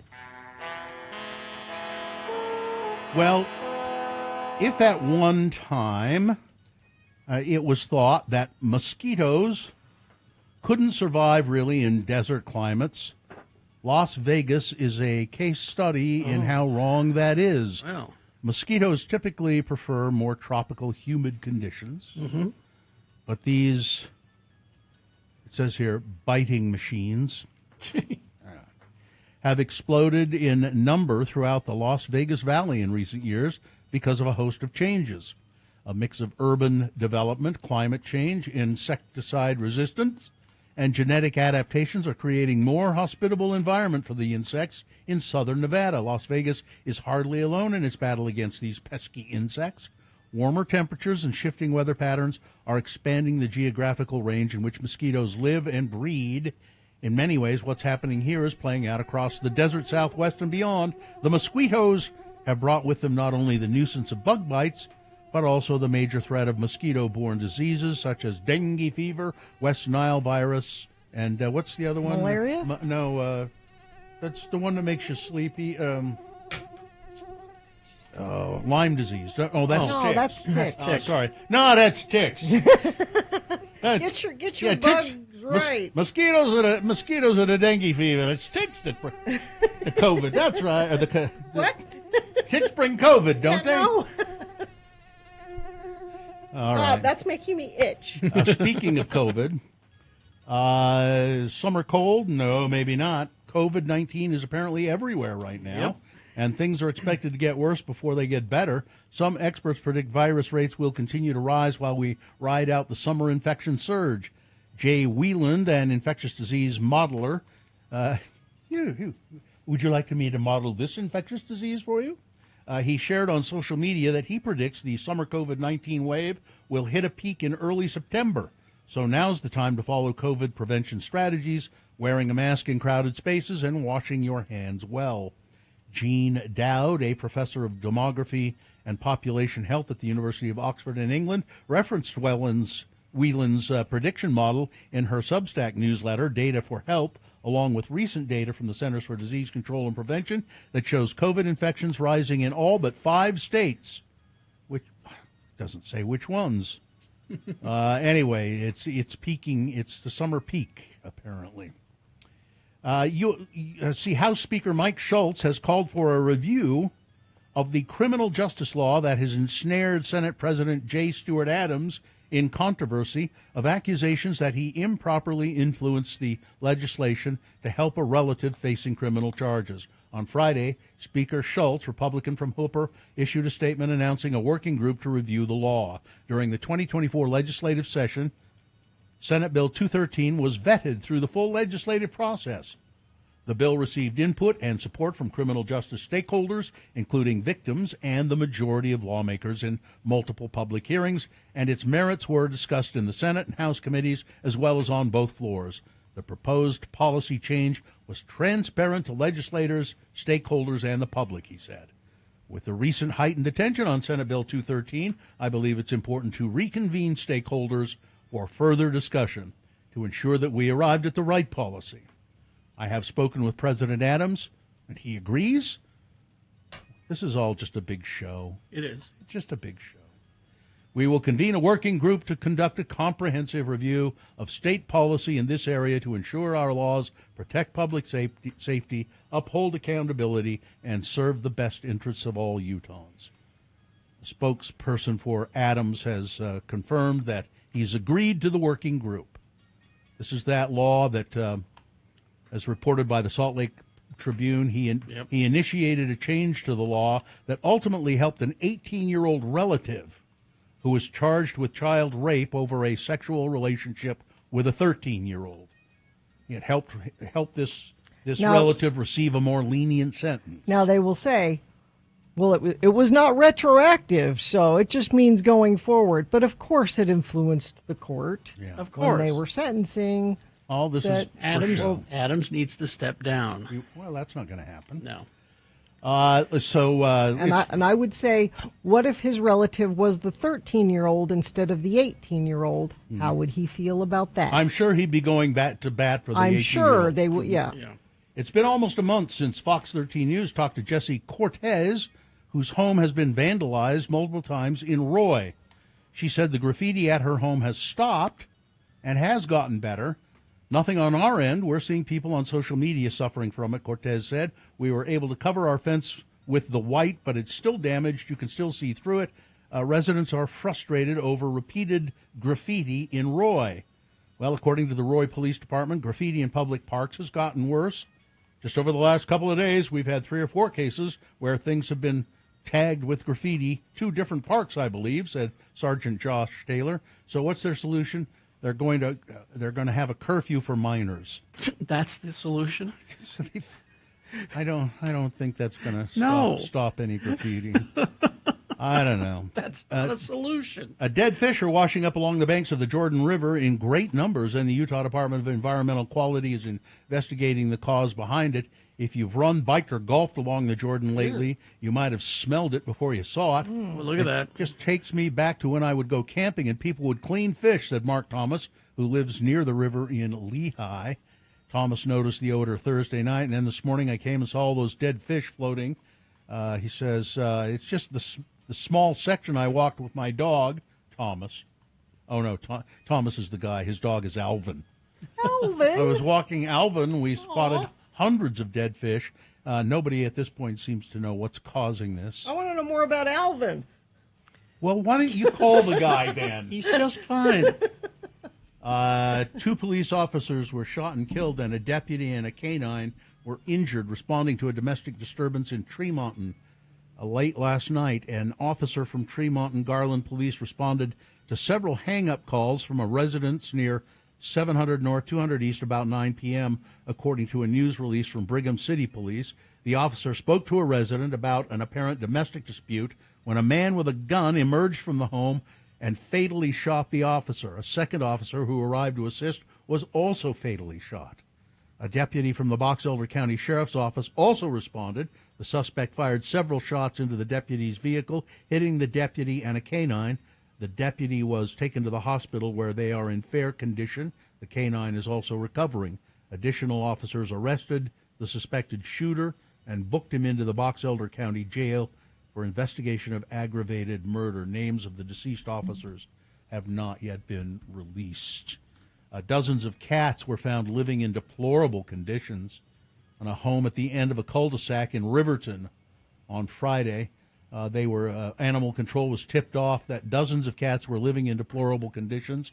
What they found in the home were so many cats that police said it was hard to keep count. This is unprecedented. Wow. Since we've organized as a police department in 2019, we've never had this many animals in one home. Well, the cats won't hold still to count them. Over 50 cats were in this home, all in various medical conditions. Wow. Some of them missing an eye, some of them missing a tooth, some of them emaciated. They're all friendly, but in bad, bad shape. The cats were discovered by the Division of Child and Family Services 2 weeks ago while the agency was removing 2 children from the home, I guess. Have your pets spayed or neutered. Well, let's see. One other story here. Restaurant attendance in the nation's capital has taken a dive in the wake of Trump's Washington, D.C. crackdown on crime, according to data from OpenTable. Last Monday, Trump announced he was taking federal control of D.C.'s police department and deploying the National Guard in the city in an effort to fight crime. Beginning that Monday, seated diners at Washington restaurants, according to online reservation numbers, started to drop dramatically in comparison to the prior year, dipping 16%.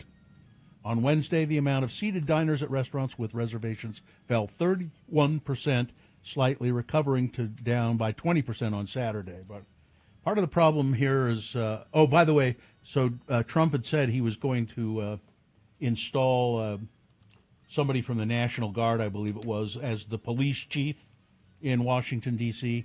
That's not going to happen. No, you can't. It won't happen. And the mayor, while seeming to kind of go along with this a little bit for a while, Muriel Bowser, she's now pushing back pretty hard against the Trump administration on all of this. This is just a dress rehearsal. It's interesting to see what's happening. And apparently the National Guard troops that have been deployed, they're not in high crime areas. They're walking through the Washington Mall and stuff. It's a photo op. Where there's very little crime. Yeah, there's a map of where the high crime areas are in D.C., and then there's the same map showing where ICE is. Well, we don't want to go there. And they're not in the same place because quotas. It's not about arresting criminals. It's about quotas. And the mayor of New Orleans, LaToya Cantrell, was indicted Friday in what prosecutors called a years-long scheme to hide a romantic relationship with her bodyguard, who's accused of being paid as if he was working, even when they met alone in apartments and traveled to vineyards for wine tasting. Where's the movie? I want the movie. Oh, Gina, there are hundreds of movies like this. Yeah, but I want another one. All right, that's it. Weather, traffic. Okay, it's hot and getting hotter. I hate to tell you. 95 and sunny today. 99 tomorrow. Will be 100 by Wednesday. Then maybe latter part of the week there's another chance for thunderstorms. But next few days are hot, hot, hot. Traffic, we have a crash southbound I-15 8th North in Orem. 2 right lanes are closed there. Crash northbound I-15 27th South, milepost 304, the center lane affected there. And just remember, it's back to school for even more kids today, including up at the University of Utah. So just be aware that could affect traffic around those schools and that there are more bodies out there. So keep an eye out for those. Also, Bill, Zika virus, is that the one you were thinking Yes. of? If you have traffic or other mosquito Mosquitoes. information, you can text us. They also carry measles. 33. No, they don't. 33986. I got measles from a mosquito when I was a kid. Now through September 1st, get $80 to $120 instant savings on 4 select in-stock Cooper, Nexen, Nitto, or Sumitomo tires with installation Big O tires, the team you trust. All right, here's boner candidate number 3. The jester is upset. Upset at the noise of a landscaper's lawnmower, a Florida man retrieved a dagger from his car and threatened the worker with the weapon, according to cops who say that the accused was also wearing a full jester costume in the incident and arrest. According to a court affidavit, a landscaper, Brian Hanson, was mowing two separate lawns,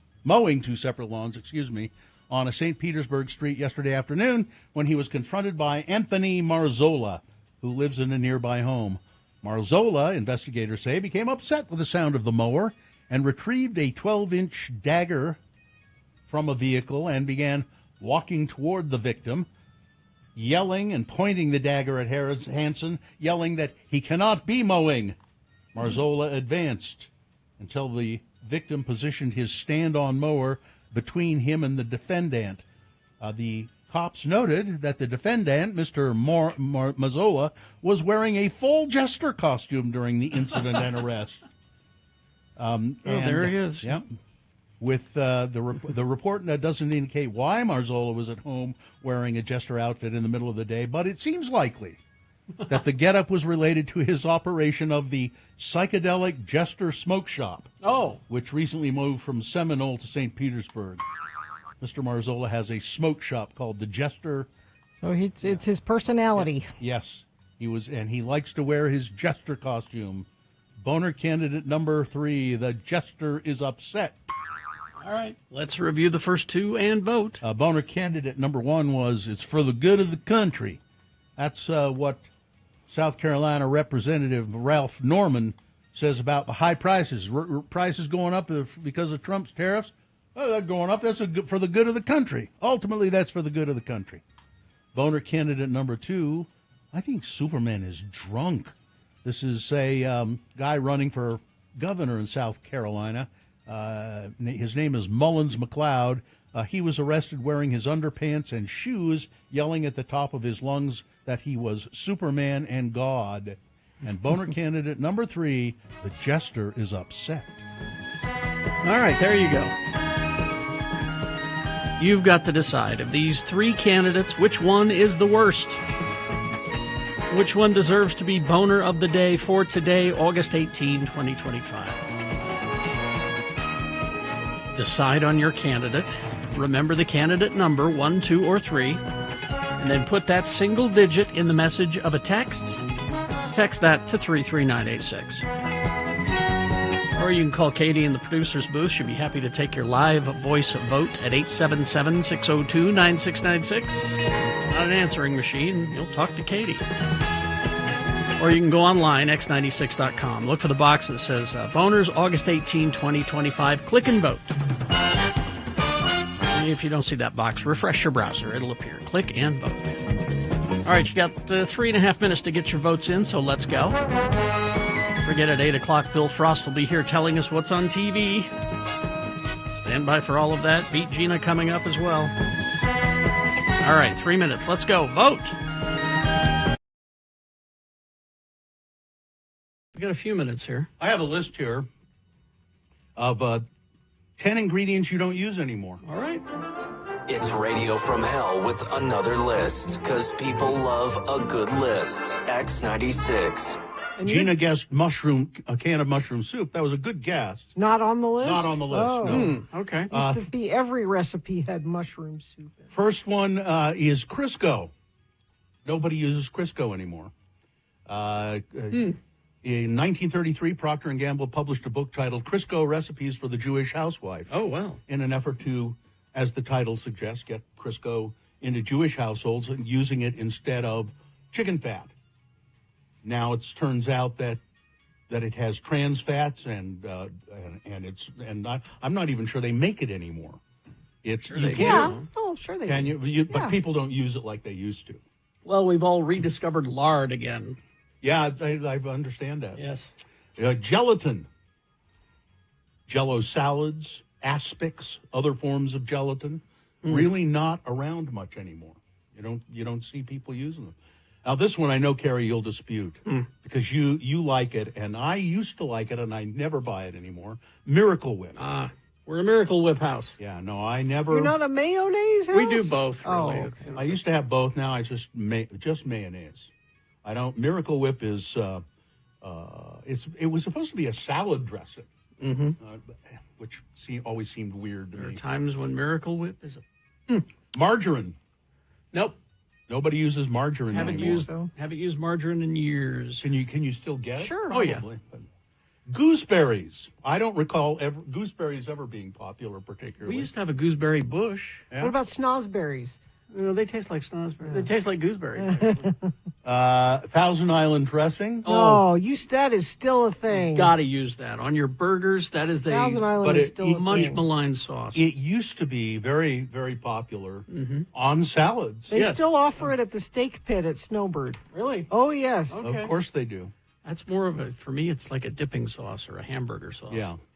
Iceberg lettuce. I still love iceberg lettuce. Love it. A wedge? Do you like a wedge? Because a I wedge make salad is I an make a wedge. iceberg. I make a wedge. There are salad. times when the iceberg lettuce is the only lettuce that will do. But people, that used to be about the only kind of lettuce you could get. Yeah. And now people, we want romaine. And turnips. They were never popular. Yes, when they were were. turnips popular? Yes, they were. Turnips were extremely popular at one time. Turnips were a beloved vegetable years ago. They were never beloved. Yes, they were. Who beloved them? well, what did you do to a turnip? It was all we had. They were, and you know what? They're delicious, actually. If you butter and salt and pepper, you roast it and butter and salt and pepper, they're delicious. Quince. This was never popular. Quince there's a quince tree that is on my neighbor's property, but it hangs into our yard. And every once in a while, like one day, Steve Rosenberg from Liberty Heights was walking by, and he went, "Hey, that's a quince tree." And he went and asked him, "Can I harvest all those quince?" And took them. And then our good friend Kari, your golf instructor's wife, she went and picked a bunch of those quince and made quince jelly. They're difficult to deal with. They're hard, and you have to cook the hell out of them. The people buying margarine now are vegans, apparently. Oh, that would make sense. Yeah. They want a butter, but They not want a butter. butter, but not butter. And then the number 10 on the list is acorn flour. Apparently, people used to use acorn flour a Back lot. in the 1800s? I don't know, but they used to use it a lot. But there you go. Okay, thank you. We hope you'd enjoyed another list with Radio from Hell on X96.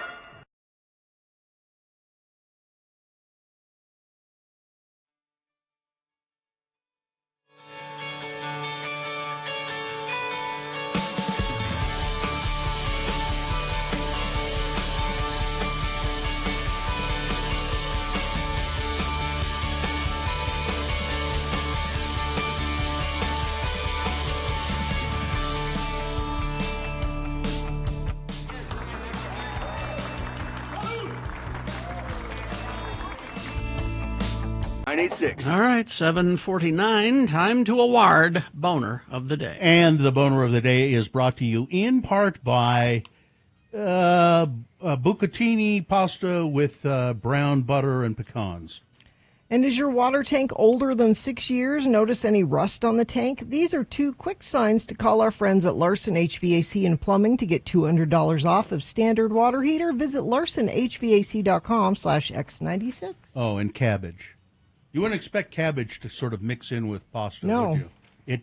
I didn't either, but I tried it, and it was really good. So there was a clear-cut winner. A boner candidate number 2, Superman is drunk. Boner candidate number 3, the jester is upset. They each got about an equal number of votes, around 20 votes. But boner candidate number 1 with 154 votes, it's for the good of the country, wins boner of the day. There you go. That's your Boner of the Day for today, August 18, 2025. Now qualified to be Boner of the Week. I have here an email of interest. Is it truly of interest? Kind of, yeah. All right. Yeah. Email. Kind of. Of interest. I'm kind of going to pay attention then. Sort of. I went to the movies on Saturday. Went to the Broadway, Salt Lake Film Society. They were playing the movie Weapons, and which, by the way, is very good.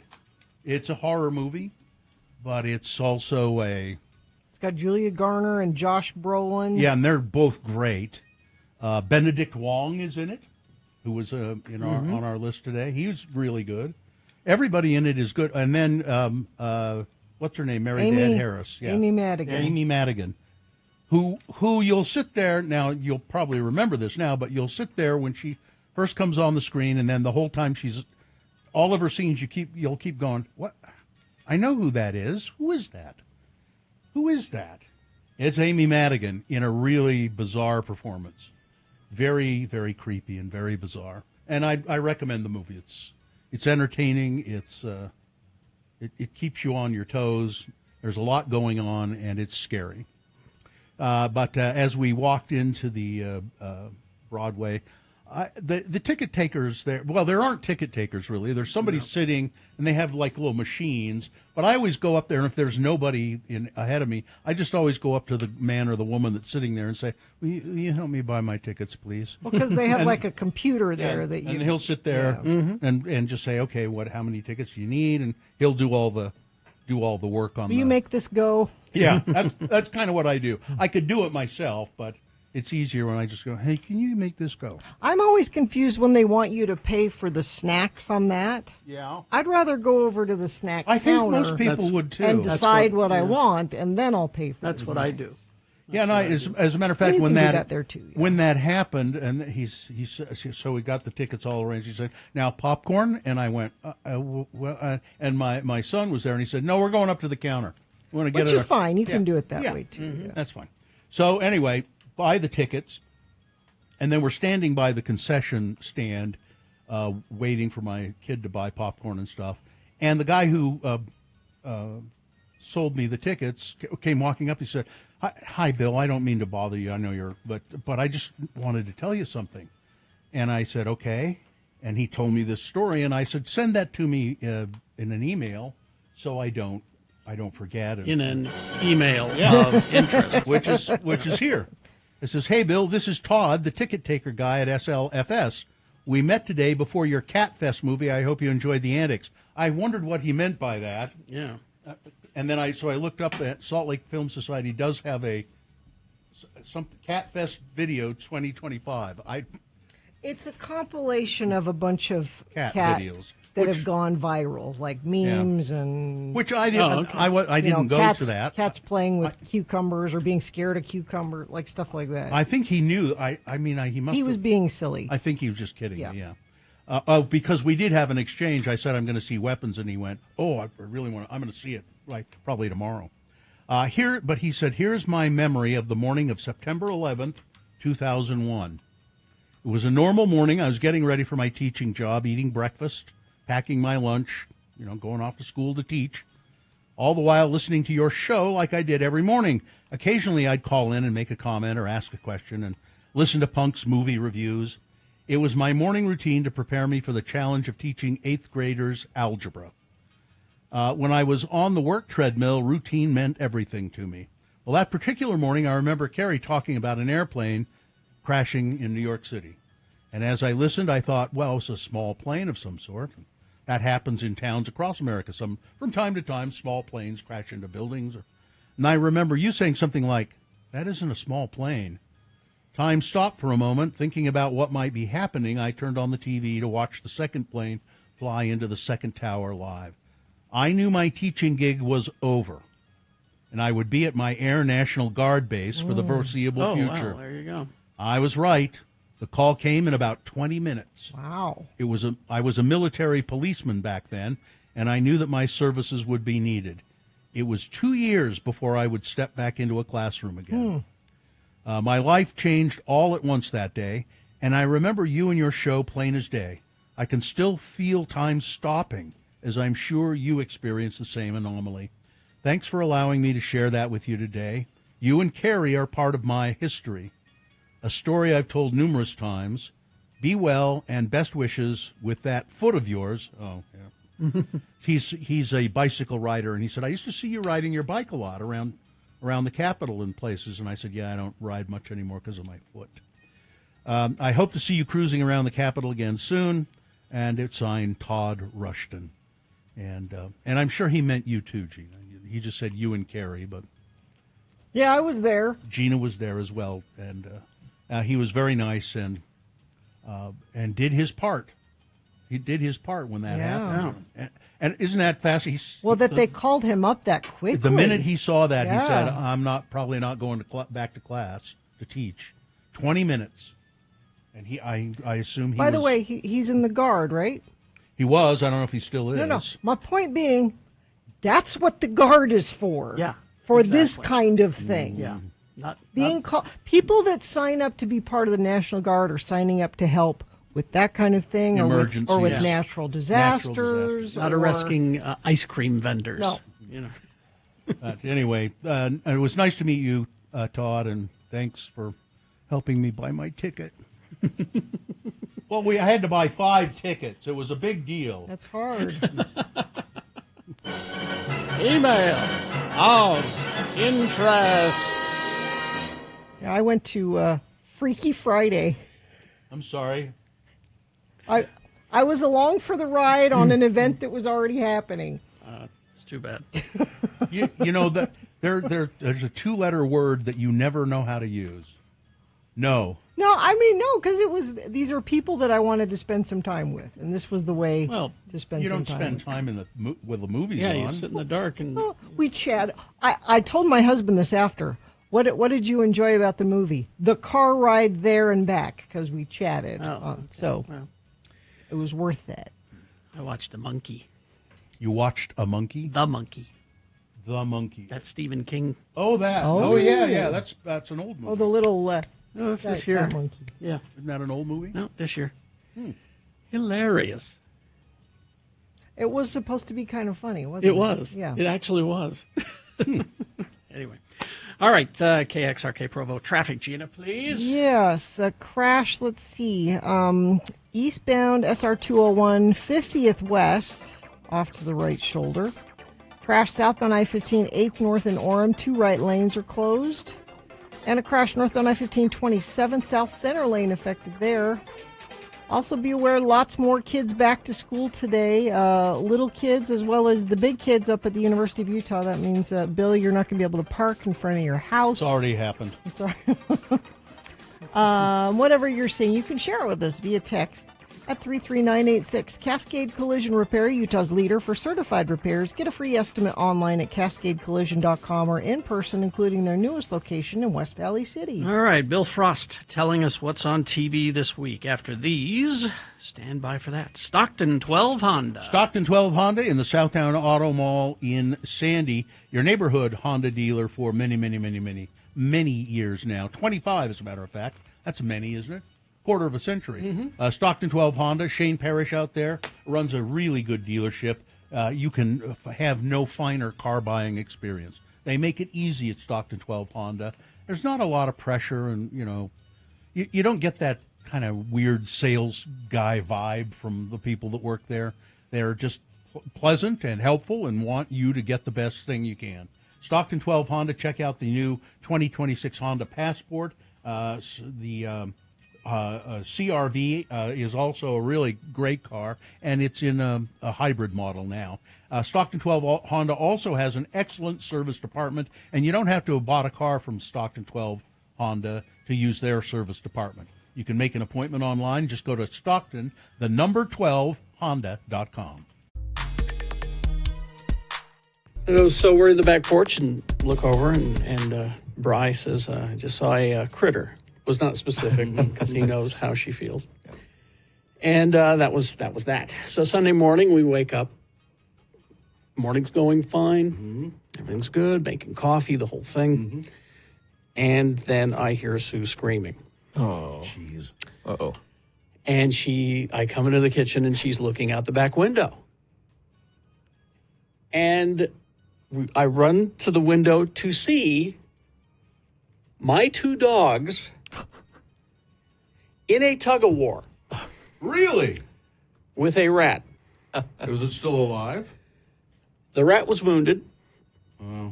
So I go running out there, and it's like, get inside, get inside, get inside. And So we got a couple of little ratters. So we close the doggy door. Sue immediately brushes their teeth and cleans their faces. Yeah. So she can, get loves. And so I'm now rat patrol. So the rat's lying there, and it's wounded. And jeez. And I'm like, it's still alive. But I look at it, and it looks pretty bad. So I figure I'll leave it alone for a half hour, and it'll die. And then I'll, get a sack and pick it up. Go back out a half hour later. It's actually looking a little better. Wow. It's rolled over on its belly. He's still not walking because I think his legs are broken. Oh, God. Oh, jeez. And I feel bad for the poor rat. I do too, but then I'm like, I'm going to have to dispatch the rat, aren't I? Mm-hmm. I'm going to have to, because it's in pain, it's suffering. Go get your gun. So Or just wait for 4 turtles to show up. Yeah. So I went and I got my Daisy Red Ryder BB gun. Oh, shoot your eye out. Well, I cocked it and put it right to its head. I had to dispatch the rat. And even then, I couldn't pick it up right away. Like, I'm going to let it. I'll be back in a bit. And so I come back like 20 minutes later, and it was starting to stiffen up already. That was pretty fast. Oh, yeah. But end of the story is Sue is putting our house up for sale. And Truly? Some people would. What she doesn't know is that I've been keeping this secret from her ever since we moved there. I mean, it is the mountain. Yeah. It's happening. Now, Artie, our original dog, was never curious about exploring the backyard. Mm-hmm. He wasn't interested in getting into the shrubs or the trees or anything, so I was able to put, like, traps out there and I took care of the rat problem for quite a while. But now I have curious dogs, and I can't do that because Ripley will... They'll get in the trap. Ripley will find the trap, and so I don't need that. Mm-hmm. But, yeah, Hudson was high on adrenaline for the rest of the... rest of the day. Killer. Oh, he just did that stirred something in him. You should have seen my cat with a beetle yesterday. Man, did that cat go to town. A killer. Little beetle.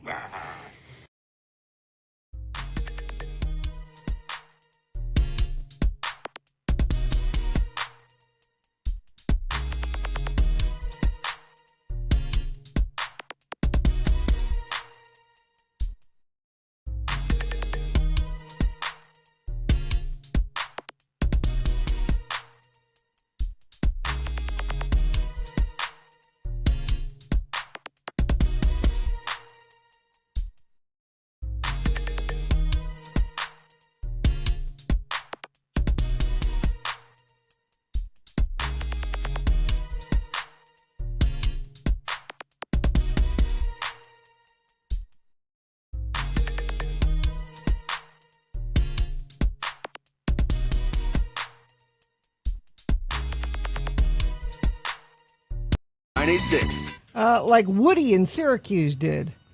Texted us and said, "What's on TV?" I said, "Well, let's ask Bill Frost. He's here. I just love television so much. Don't miss Big Head Todd and the Monsters Sunday, August 24th at the Snow Park Amphitheater at Deer Valley. Get tickets at thestateroompresents.com. And now here he is.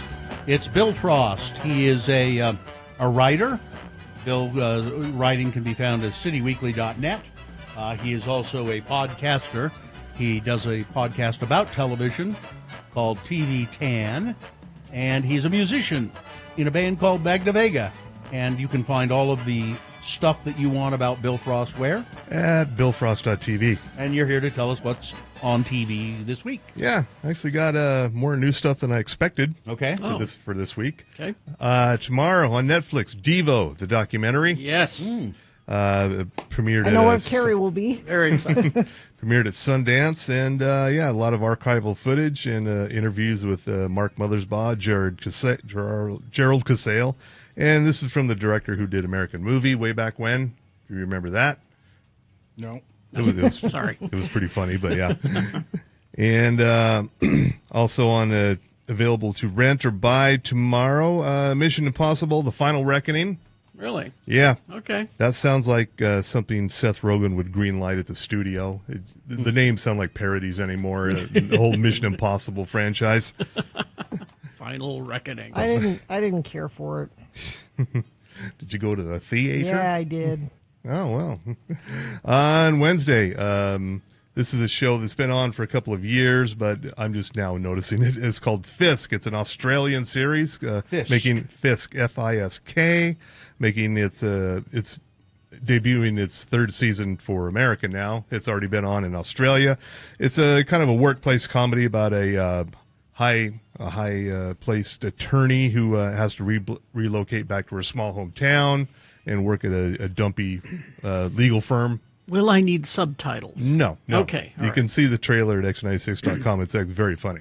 Okay. And also on Wednesday, Gina, you might be interested in this. All right. The Twisted Tale of Amanda Knox, a dramatization of the Amanda Knox story. Foxy Knoxy? Yep. Oh, this isn't a documentary. Nope. This is a dramatization. Oh, well. Produced by Amanda Knox. Well, I wonder. I'm sure she will look like, I'm sure they cast somebody very beautiful. Grace Van Patten. Okay. She's very good looking, and she was brought in to replace Margaret Qualley, who had to do other stuff. Ah. I'm trying to think what Margaret Qualley's in right now. Yeah, what is she doing? She's in a movie directed by Ethan Cohen. Okay, that's probably Yeah. what she passed on it for. I think that was probably a wise move. Good choice. Yeah. On Thursday, the 21st, Peacemaker, Season 2. Yay. Peacemaker makes a brief appearance in the new Superman movie. And the reason that James Gunn said the reason that Superman is available now to rent or buy is because he wanted people to see it before they saw Peacemaker. Yeah. So he's worried about Peacemaker? No, Or- it helps explain. Oh, I see. It's a time portal Got it. situation. It's a whole thing. It's Okay. a thing. And it's on HBO Max on Thursday. And Tim Meadows is joining the cast, as is Frank Grillo, Rick Flag. Rick Flag Sr. Don't get all your flags mixed up. Because Peacemaker killed Rick Flag Jr. Right. And now Senior is in charge of the same division. But no hard feelings. But no hard feelings. Also on Thursday on Netflix, Hostage. It's a 5-part miniseries starring Julie Delpy as the president of France. Okay. Or Sure. what do they have? The prime ministers? No, I don't know what it's they a have. president. They have a He has president. Okay. And Surianne Jones is the PM of Britain, and they get kidnapped and blackmailed. And I think I just saw Idris Elba and John Cena do this in a movie a few weeks ago. That's right. Yeah. And Friday, Long Story Short on Netflix. It's from the guy who did BoJack Horseman. Oh. It's an animated comedy, and it's also includes a producer and art director from Tuca and Birdie, which was a very weird but funny series on Adult Swim. Yeah. And it's about a family. It goes in different timelines. It's like here's what we were doing 10 years ago. Here's what we'll be doing now.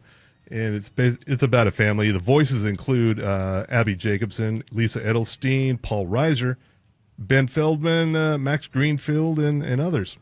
And they have so much confidence in this. They've already renewed it for a second season. Really? What's it called? It is called Long Story Short. On Netflix. From Raphael Bob Weichsberg. Okay. Who did BoJack Horseman. And if you haven't seen BoJack Horseman for a while or have never seen it, I'd recommend it. Go back. Yeah. It's a great show. Mhm. And also, I didn't know this show was still happening. Invasion season 3. We go like at least 2 years between seasons. It's a show about a big invasion of Earth by aliens, and it's told from several different perspectives around the world. And it's an expensive, sprawling thing, but yeah, it's a pretty good show, but it's not good enough. 2 years wait good enough? No, it seems to me I watched a couple of episodes. The of first season was the best, for sure. And I watched it and went, oh, okay. It's sort of typical. Yeah. And that's it for the new stuff this week. I think the Real Housewives of Salt Lake are back this week. Are they? I don't know. I thought it was September. But I don't know. But I'm sure you'll have somebody on that. Yeah, absolutely.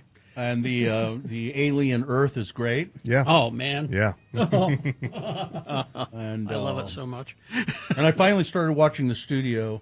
It can be sort of up and down. Mm-hmm. Some episodes are really good, and some are like, yeah. But all in all, it's entertaining. Real Housewives comes back September 16th. Oh. So. September 16th. I was So not jumping today. the gun. Yeah. You're excited. I know I'm so you're excited. excited. I can't wait for it. No. Last week's episode of Star Trek, Yeah, Strange oh, yeah. New Worlds. Yeah. I just watched that last night. Very good. Yeah. I thought it was excellent. And let's see, I'm What catching... about aliens? Alien? Yeah. Earth? Alien Earth. We just mentioned. Well, she was Googling housewives Yeah. when we were doing it. Oh, okay. But it's that eyeball tentacle alien. Yeah. Oh, yeah. Okay. Anyway, catching up on Poker Face as well. Oh yeah. Season 2. Second season, not quite as good as the first season.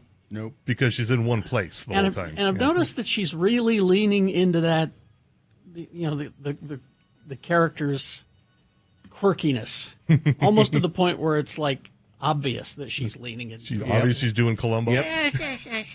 You know, she's doing a lot of that. Yeah. Well, by season 3, it's going to come even higher. She's going to start smoking cigars. You won't be able to hear it. All right. Well, thank you, Bill Frost. Yep. Thank you very much. Traffic, Gina.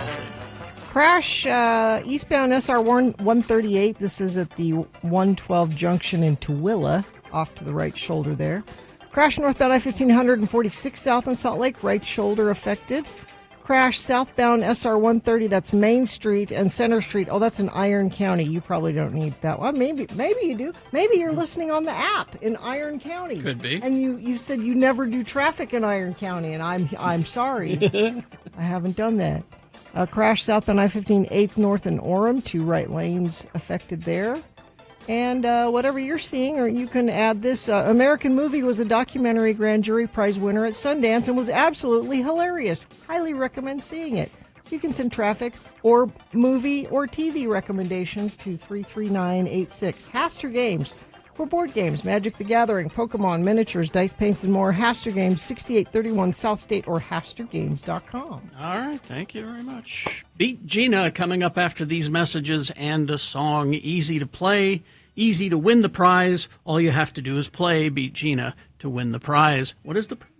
The prize is tickets to see Goo Goo Dolls and Dashboard Confessional August 26th at Utah First Credit Union Amphitheater. Goo Goo Dolls and Dashboard Confessional tickets, 877-602-9696. The sooner you line up, the better your chance to play Beat Gina and win those tickets. 877-602-9696. Randlife.com/X96. Yes, Rand Life is a local mortgage company, and they've handled my mortgage in the past. Do some work with them here coming up in the future. Rand Life, right now, they can tell you how you can get some money from the state of Utah to help you buy a home. Really, you can get up to $27,500, and it's not a gimmick. It's real money. I mean, to help you purchase your first or even your next home. The best part of it all is that there's no down payment assistance program. It's not like some of them that come with this second mortgage payment. There is no second payment ever, period. So Rand Life can tell you all about it. They know all the ins and outs of these kind of programs. They've been helping people for years. So if you've been thinking about buying, now is the time. Go to randlife.com/X96 for more information on this down payment assistance money. That's randlife.com/X96. So I heard about this TV show called Baby Reindeer. Baby Reindeer.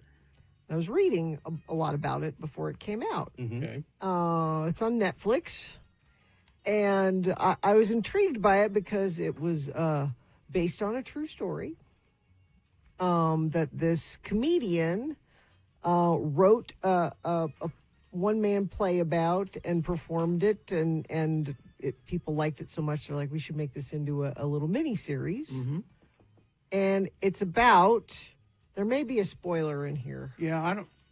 I was reading about it too, and I stopped reading because I don't want it to be given away. I want to watch it because it sounds really intriguing. Well, and so you see why I was like, oh, I want to watch it. So I won't spoil it. I'll just give you the basic backstory.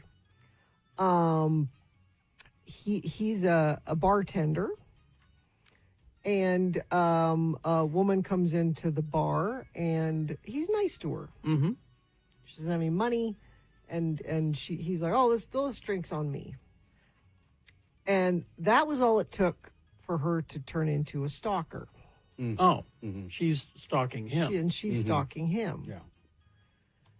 Now, it's not just your basic stalker story, because He is a struggling comedian Mm-hmm.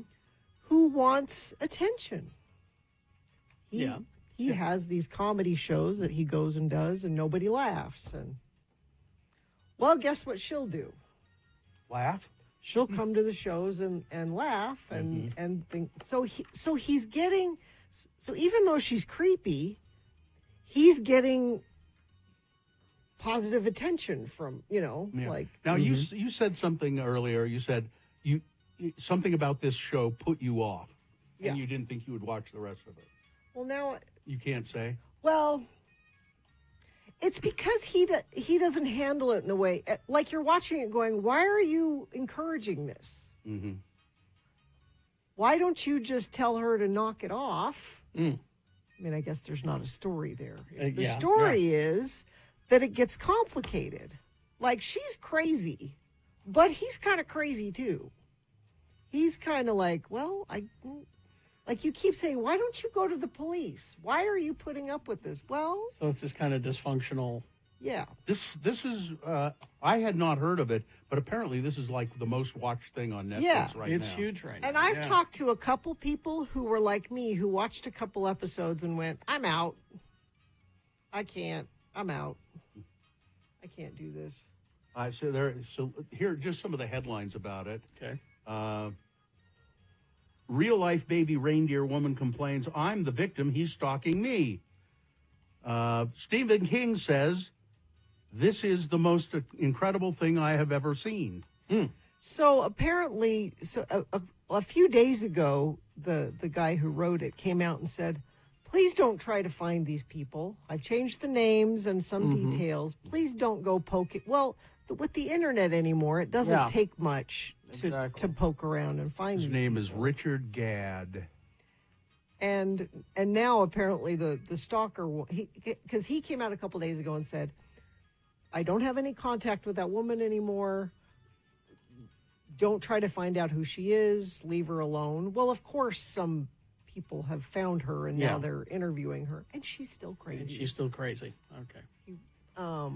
It's an interesting. I don't know. Maybe I'll go back and finish it, but it's. Here's a texter. We watched Baby Reindeer over the weekend. It was good, but also very disturbing. We did some research, found it is very close to the actual events and story.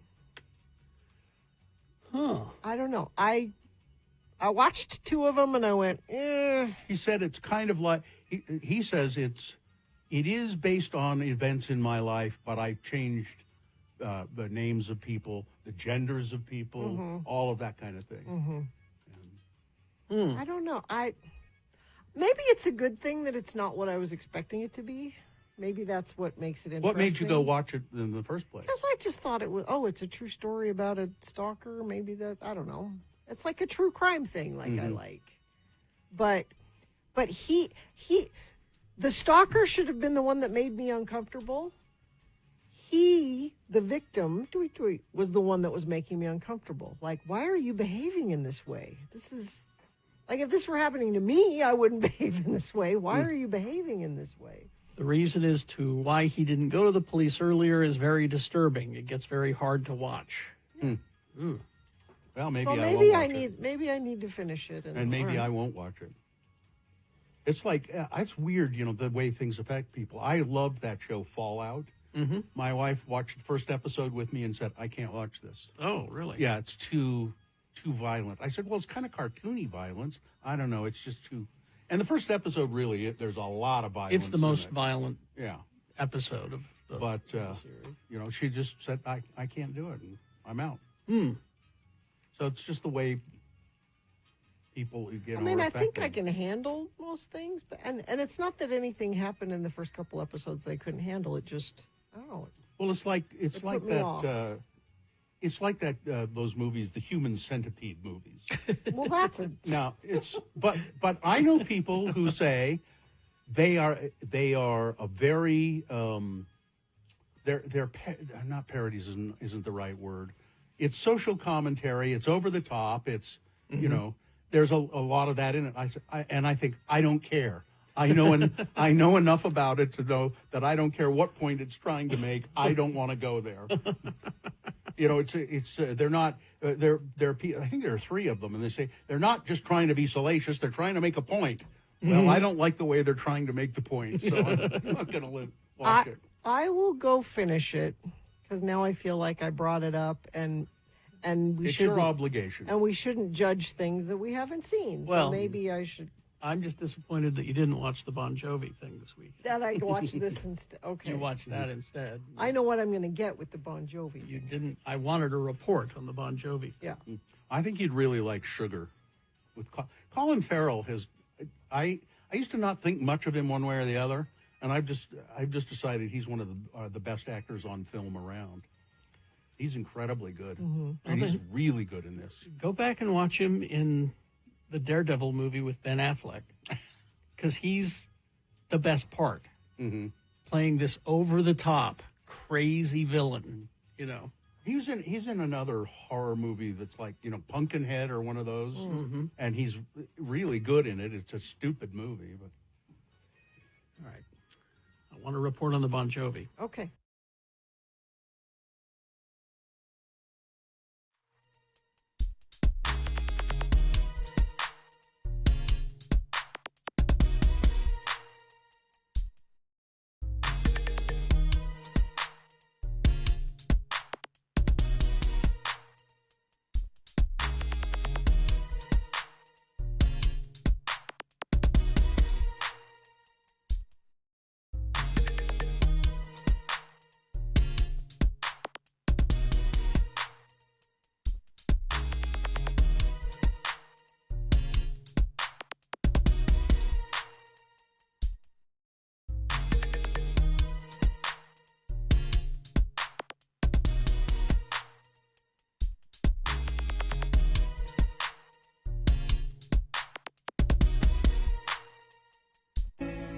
You're not going to believe this. What? We're saying happy birthday to 2 members of Men at Work today. I don't believe it. Well, it's true. Not a word of it. Ron Streichert and John Reese, the drummer and lead guitarist of Men at Work. Oh, there you go. Both born on this day. Okay. Beat Gina. Is it brought to you by anyone? Catch Goo Goo Dolls with Dashboard Confessional August 26th at Utah First Credit Union Amphitheater. Get tickets and more information at x96.com. Well, the Beat Gina game, if it can be called a game, will commence in just a few minutes.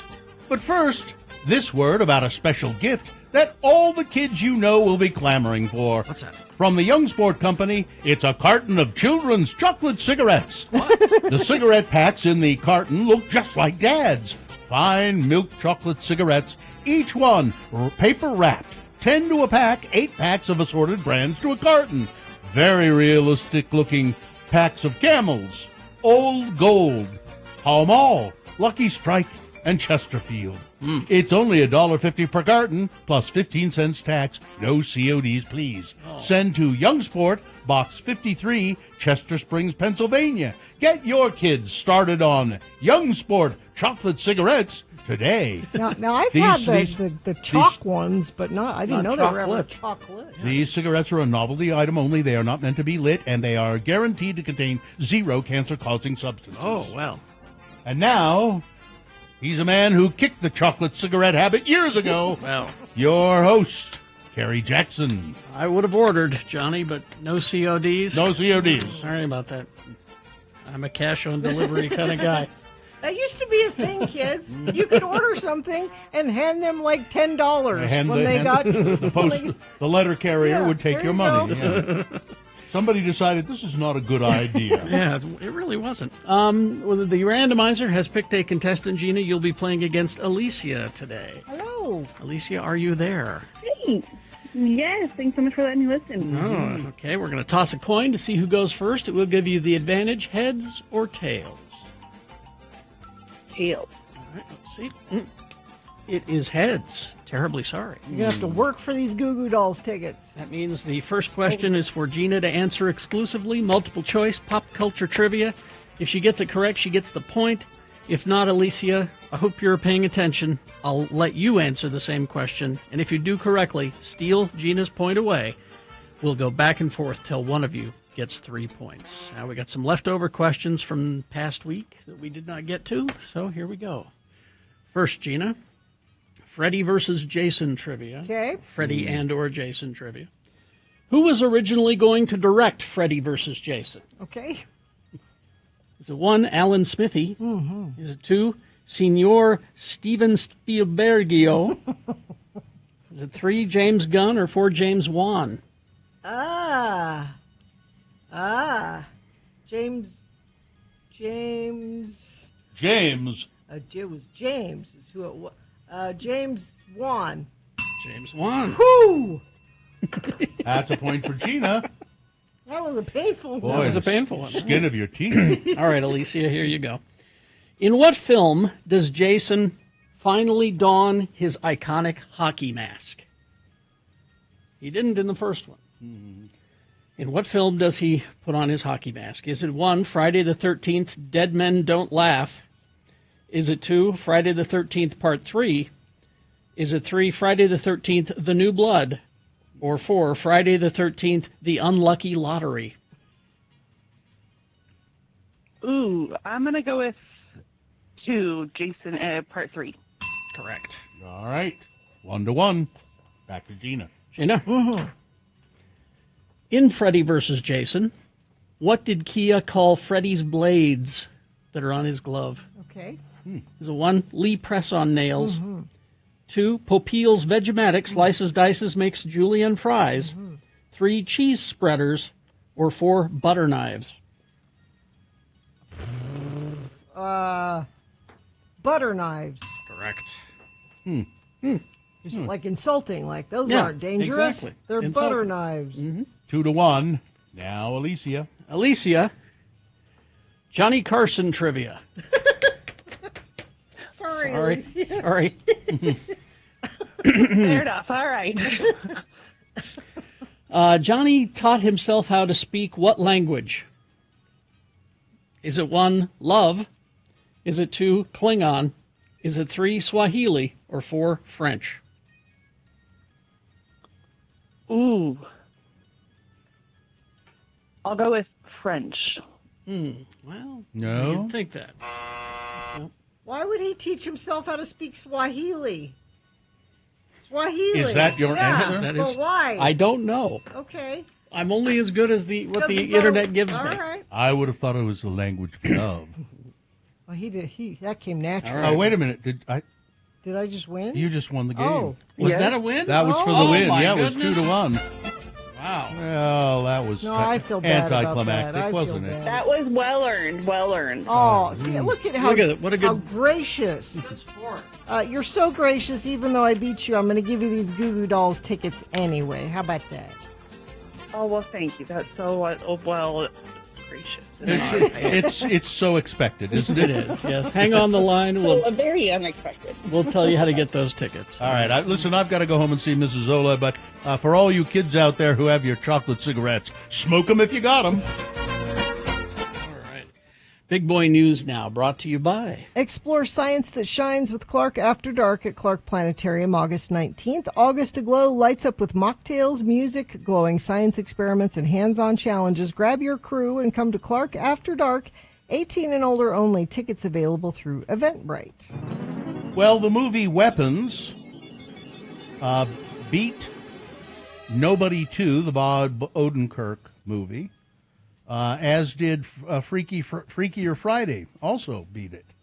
Bob Odenkirk's action comedy Nobody sequel with a second weekend haul of $14.5 million. Oh, that was Freakier Friday. But Bob Odenkirk's movie came in third, settled for a third-place finish in the domestic box office. Zach Krieger's Weapons continues to fire on all cylinders and stay on top of the charts, followed by Freakier Friday. They thought Nobody or 2 would do a little bit better, but nobody's the word of mouth on Weapons is so good. Yeah, it's very strong. Yeah, those going up against that was kind of tough. hard. Yeah. But it's a good thing for Odenkirk's. His movie has a very modest budget, so they'll do just fine in the long run. But it is amazing that Weapons has really just got it's 2 weeks now, and just that first week, I think it has a 96% on Rotten Tomatoes. something like that. People who see it just really dig it. Let's see. Tremonton, Utah. That's up there, up north, almost Brigham City. almost to the Idaho border. Actually, I think 2 police officers were shot and killed in Tremonton, and a man was taken into custody. The officers were responding to a domestic disturbance call. That was last night in a neighborhood in Tremonton. A sheriff's deputy and a police dog who also responded were wounded and hospitalized. They are in fair condition. After the officers were shot, bystanders persuaded the man to put down his weapon. So maybe they knew him or officers, something. but some bystanders. SWAT teams responded to clear the home and verify that there was no further threat. Upon arrival, they immediately began taking fire. Police Detective Crystal Beck said these were the officers who were killed. They requested additional units and then stopped answering their radio. The man was arrested on charges of aggravated murder, police said in a news release. His name has not been immediately released. That's how my cousin, who was a police detective, was killed responding to a domestic violence call. Tremonton is a very small town, 10,000 people, about 75 miles north of Salt Lake. A man has died after he was bitten by a venomous snake at Tennessee State Park, according to park officials. Now, how did this happen? How was he bitten by this venomous snake? He picked it up. Well, the victim, who was not identified, was hiking at the Savage Gulf State Park when he was bitten. Grundy County Emergency Management Agency Director Matthew Griffin said the hiker was about a half-mile down a trailhead when first responders arrived on the scene shortly after being dispatched. Around 12:30 p.m., paramedics administered CPR. The man was transported to the hospital, but he died in the hospital. A witness told first responders that the hiker picked up the snake, which is believed to be a timber rattlesnake, and he was bitten on the hand. Let me pick up this snake. What? The timber rattler is the largest and most dangerous of the 4 venomous snakes found in Tennessee, according to the state's Wildlife Resource Agency. The species can measure between 3 and 5 feet long and prefers mature, heavily wooded forests with rocky hillsides. Timber rattlesnakes tend to be probably more docile than other rattlers, and is likely they stay coiled or stretched out and motionless when encountered in the wild. The hiker may have had an allergic reaction. Apparently, I mean, you can get bitten by that snake and not die. Mm-hmm. But this guy, You need attention. They think he probably had an allergic reaction to the snake bite. Don't pick up snakes. No. Why would you do Shouldn't that? have to say that. Any snake. I've done it, but Why? Because I knew it wasn't a poisonous. How did you know? Because You're a herpetologist? No, I just knew what a milk snake was. You're a herpetologist. You've got herpetology. I don't have herpetology. Utah Division of Forestry, Fire and State Lands will seek to terminate U.S. Magnesium's lease to operate on the Great Salt Lake after settlement discussions fell apart. In a court filing, in a legal battle surrounding a waste pond on U.S. Mag's site near Rowley, attorneys for the state and the mineral extraction company acknowledge that they've been unable to come to a resolution and are evaluating the next steps. Asked what those next steps would be, Utah Division of Forestry, Fire, and State Lands Director Jamie Barnes said, "We're noticing up an administrative hearing, which is an informal process with the division to cancel U.S. Mag's lease agreement." When pressed if that meant the company would no longer be able to operate on the Great Salt Lake, Barnes said, "That's correct. U.S. Magnesium has been a major operator on the lake for years and a major polluter for years. Recently, it has laid off workers and reduced some of its operations on the lake. That led to the state's concerns surrounding a waste pond, which the Division of Forestry, Fire, State Lands went to court over, alleging it posed a public and environmental risk because it was not being maintained and hazardous chemicals could leak into the Great Salt Lake. The U.S. Mag attorneys disputed that it was posing a risk. A judge appointed a receiver. Anyway, there's just been this on. But, I mean, U.S. Mag has just been this horrible neighbor for years and years and years and for years. the longest time. Yeah. It's just I heard this report. I was driving around yesterday, and a report that the Colorado River were expected to have yet another drought condition winter. Yeah. And the Colorado River is continuing to lower and lower and lower.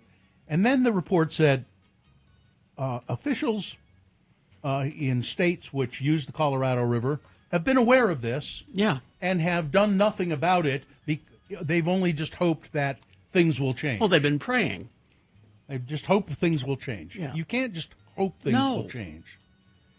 A judge has declined to sanction Utah's High School Athletics Association over accusations that it violated his injunction allowing transgender girls to play school sports when it complied with an executive order from President Trump.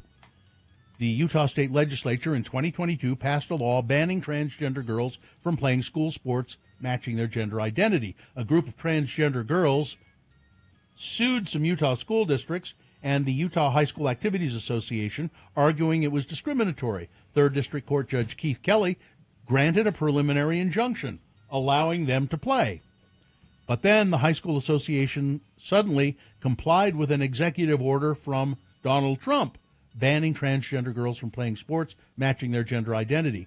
Those courts don't matter anymore. Lawyers for the girls went back to the court, sought to hold the UHSSAA in contempt of court for violating the injunction. On Friday, that Judge Kelly said, "Oh no, I'm rejecting that."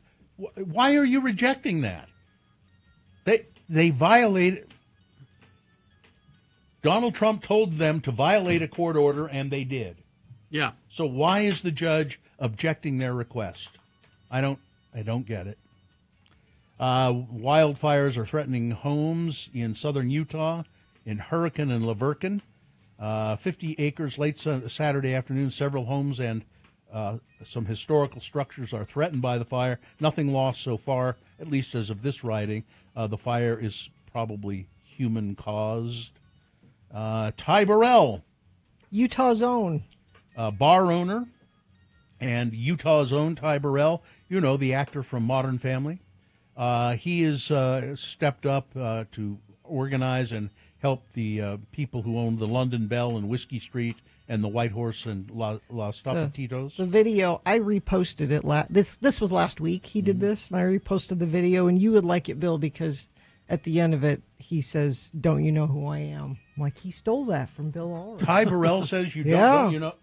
Oh. What? Yeah. I think you need to take it up with him. Is it because of his standalone mustache? Yeah, isn't that amazing? That just does not work. It's for a role. Is it? I don't think so. I think he just likes it. All right, that's it. Sports weather traffic. Well, this is an article by Sean Means that I saw this morning. How did a scrappy Utah baseball team get into the Hall of Fame? A documentary tells the Salt Lake Trappers story. The Trappers. It's the streak. And I did not know this. Yeah. So the Salt Lake Trappers still hold the record for the most consecutive professional baseball wins. Really? Of any team at any level. Wow. 29 games. The improbable story and what happened to the players after is told in The Streak, a documentary by filmmaker Kellen Ikigami. It will screen for 1 week, starting Friday, August 22nd at the Broadway Center Cinemas. It's cool. It's about the Trappers. Apparently he tried to interview Bill Murray, who was one of the owners of the Trappers at the time. Couldn't get an interview with him, but did get an interview with Huey Lewis, who apparently... Huey Lewis and the News came to a Trappers game and played the national anthem at Dirks Field. Wow. So that's kind of cool. That's local sports lore I was not aware of. Yeah, why don't I remember any of that? I don't know. That was in 87. Maybe you were busy in 87. Well, I was, yeah. I don't know what you were doing in 87, but you weren't paying attention to I was not. minor league baseball. Let's see. Weather. Hot and getting hotter, I'm afraid. 95 today, 99 tomorrow, 100 on Wednesday. Next chance for some thunderstorms to come through. Looks like Wednesday night into Thursday. It's 72 right now. Traffic, let me refresh this, see if anything new has happened. Crash southbound I-15 6 north in Salt Lake off to the right shoulder. Crash both directions Pioneer Crossing 5th west in Utah County. Crash northbound SR 108 23rd north in Davis County. We've got a crash eastbound SR 138 at the 112 junction in Tooele. Northbound I-15 146 south in Salt Lake County. And let's see. Somebody says crash right shoulder southbound I-15 near 6 North exit. Yeah, we just mentioned that one, but thank you for sending it in, Infinity member. Always appreciate it when you let us know what you're seeing out there on the roads. Oh, here we go. Free Stanley mug on the corner of Washington Boulevard and Harrison in South. Those are expensive. Those are valuable. Yeah, you should go get you one of those. Do you or someone you love struggle with addiction? Help is out there. Renaissance Ranch, one of Utah's best addiction treatment centers. They accept most private insurance and Medicaid. Schedule a free consultation at renaissanceranch.com. All right. Thank you very much. We will take a break. We'll be back with some geek news for you after these. Stand by.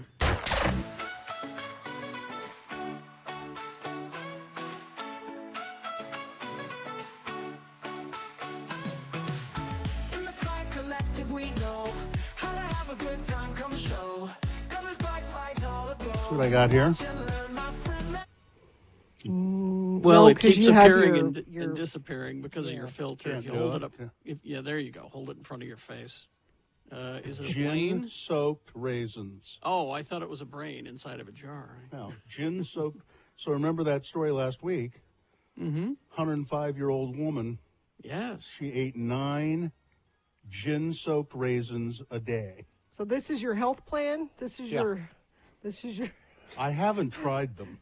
And they specifically, they were golden raisins. Of course. So I bought some golden raisins, and I put them in this and then covered them with gin. They've swollen up quite a bit. They're swole with gin. I haven't dared try them, though. Swole with gin. So am I, as a matter of fact. If they... I like that this is your new health plan. This smells ginny. Mm-hmm. Should I try one? Let me You're see. frozen. Your though. picture froze, but yeah. I'll have to take your word for it. It says looks. Oh, there I'm back. So let me just try one. See. No, you're not. I'm not back. Well, I'm back as far as I'm. There you are. Now you've frozen again. Okay, let me just try one of these. Okay. Maybe this is the universe telling me, "Don't do it." One. And gin-soaked raisin. One gin-soaked raisin. I wonder how she came to 9. I don't know. Do you think she experimented for a while, and she went all the way to 10 and went, nope, 10 is too many. The 9 is the right amount of gin-soaked. It's pretty nasty, actually. Really? Yeah, it's not. Even with the sweet golden raisins? Yeah. They aren't sweet anymore. Oh. No, I just ate some of the raisins on my cereal yesterday, and they're quite sweet. But yeah, no, they're not sweet anymore. I just Googled gin-soaked raisins. Yeah. There's all gin-soaked raisins for arthritis. Gin-soaked raisins recipe. Now, Bill, maybe there's a recipe. You didn't follow a recipe. No, I just poured gin over them. Cheap gin. Let me see. Is there something you're supposed to be doing to them? Let me see what the recipe is. Isn't that interesting? Yeah. Let's see. Hold on. Okay, I'm holding. Am I back? Oh, well. While Gina searches this, let me remind you, a quick reminder, that Red Roofing Ogden Homeless Drive ends today at 4, giving all their stuff to Lantern House. You can drop donations at 2772 H Avenue in Ogden. Thank you, Roman. Now, here's the recipe for gin-soaked raisins. All right. You need 2 cups golden raisins. What? Okay. 1.5 cups gin. Okay, to cover them. Put raisins in jar or container and cover with gin. Let soak for 1 to 3 weeks. Oh, there you That's go. part of the problem. You gotta let them sit longer. Keep in a cool, dark place, then eat 9 a day. This recipe says have I don't know. 9 I'm a having day. I'm having flashbacks of turmeric and pepper. You know. I mean, yeah, probably. But Bill, I think you didn't let them soak long enough. I think you need to. I just ate one. I'll leave them in the jar and leave them in the refrigerator here Till next week. Yeah. Well, 1 to 3 weeks? Do we want to go longer? That's Probably what it want to go says, longer. 1 to 3 weeks. Well, I won't. I'll wait till next Monday and try them again. Okay. And I like gin. Cheap gin. I like There's cheap all. gin. What are gin-soaked raisins good for? How long does it take for gin-soaked raisins to work to cure arthritis? Now, are you supposed to eat them or like put them in your ears or something? Cure arthritis. It's I going to like cure the your way they put that. arthritis, I'm too, sure it Bill. will. Cures it, yeah. God, I hate the internet sometimes. Well, Carrie, there's all these. Most of the time, actually. Do gin-soaked raisins really work? No. Sorry. Oh, I'm sorry. Well, Carrie, listen, how do you know so That was a fast? burp. That was a burp. is what listen, that was. 105-year-old woman. She's been doing it all her life. Mm-hmm. I think maybe That's all it takes. That's yep. Is one 105-year-old woman. That's all it takes for me. Takes. I smoked a cigar every day of my life, said a 105-year-old woman. Yep, there you go. That's all it takes. Mm-hmm. Yep. All night long, join the parade, dance along, feel the pride where we belong.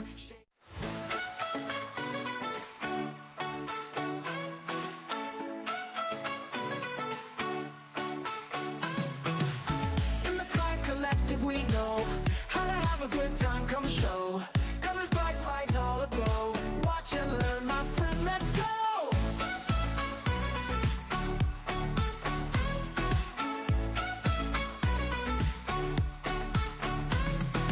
Feel the beat, it's in your soul.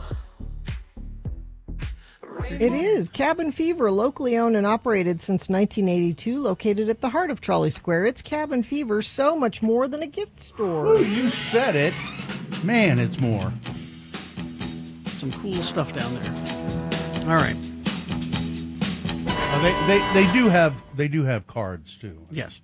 Now, Bill Frost was talking about this Peacemaker season 2 Right, yeah. on Thursday, and the current trailer is out, and I can't play it for you. Okay. Because the Federal Communications Commission thinks that you're all 9 years old. And that's John Cena, right? John Cena, August 21st. But I can give you sort of a synopsis of what to expect this season. Okay. Turns out another pocket dimension really does exist, and it's located in Peacemaker's daddy's room. Okay. When this information gets out, Rick Flag Sr.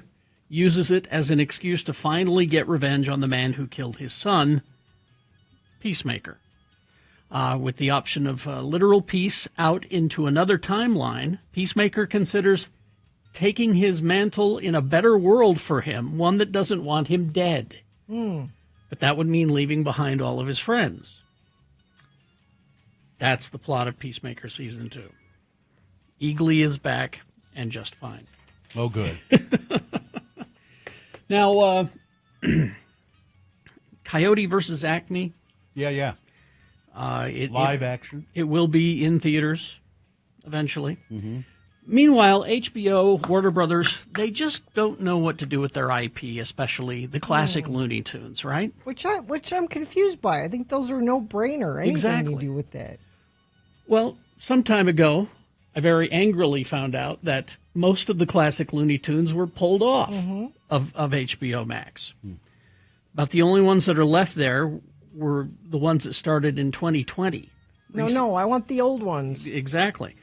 Well, 700 episodes of the classic catalog have found a new home. Tubi. The search for a streaming home is wound up on Tubi. You could now find over 700 classic Looney Tunes on Tubi, which means you have to watch a commercial, but they're there. Well, you had to watch commercials when you saw them before. Not on HBO Max? No, I mean just back in the day. Oh, okay.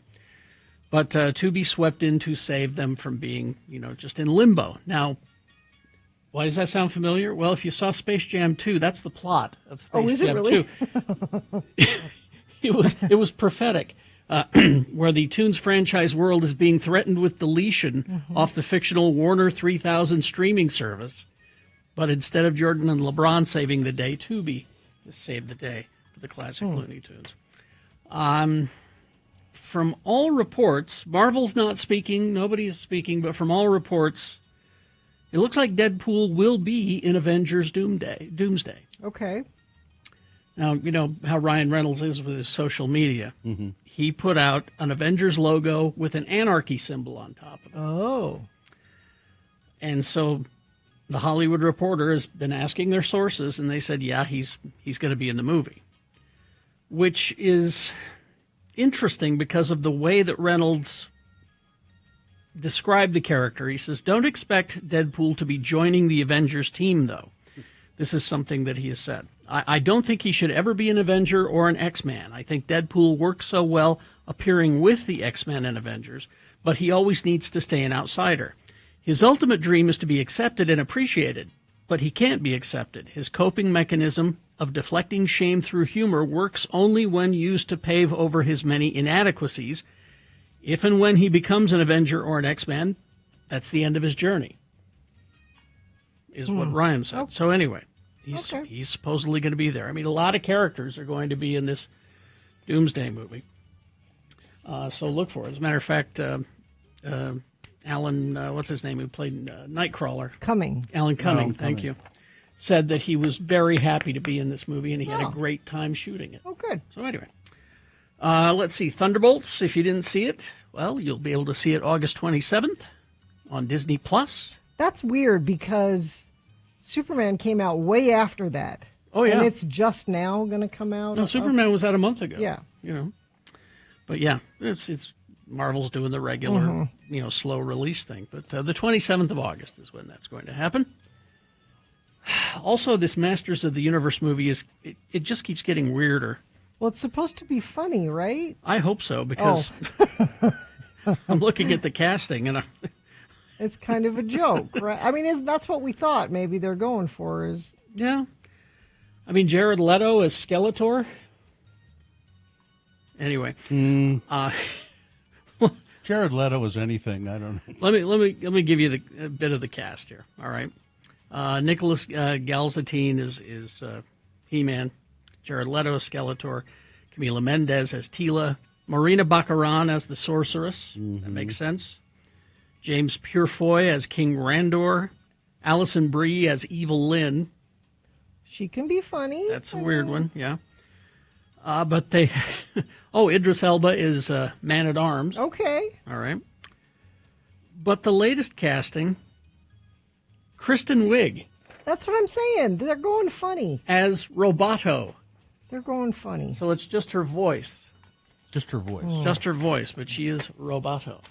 Now, Bill Frost, we were talking about the Star Trek Strange New Worlds episode. Yeah, it was really good. I watched it last night. This latest episode not only plants the seeds what we will eventually see become, the classic James T. Kirk. He learned some valuable lessons in this episode. But along the way, it's also decided to have a little crossover with Doctor Who, believe it or not. So if you watch the episode, Kirk and the Farragut crew have to rescue the Enterprise from the tendrils of a power-draining scavenger ship. And throughout the episode, the camera cuts to the wrapped-up Enterprise, and each establishing shot features, if you look, a tiny little TARDIS. A tiny TARDIS? The Doctor's TARDIS. Oh, there. I think that's blown up there. That's what my kid saw that. Yeah. But this sets up a joke that's been 2 years in the making. Oh, okay. During the premiere of Ncuti Gatwa's inaugural Doctor Who season, he's the 15th Doctor, his companion Ruby compares his transporter technology to Star Trek. And he agrees and says, we should go check out that universe sometime. Wow, that's it. That's it. And there it is. Okay, so look that's really, kind of fun. Look really close, and you can see the TARDIS there. Oh, how nice.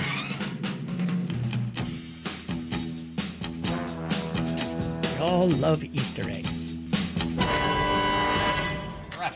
Crash northbound I-15 4th North in Payson.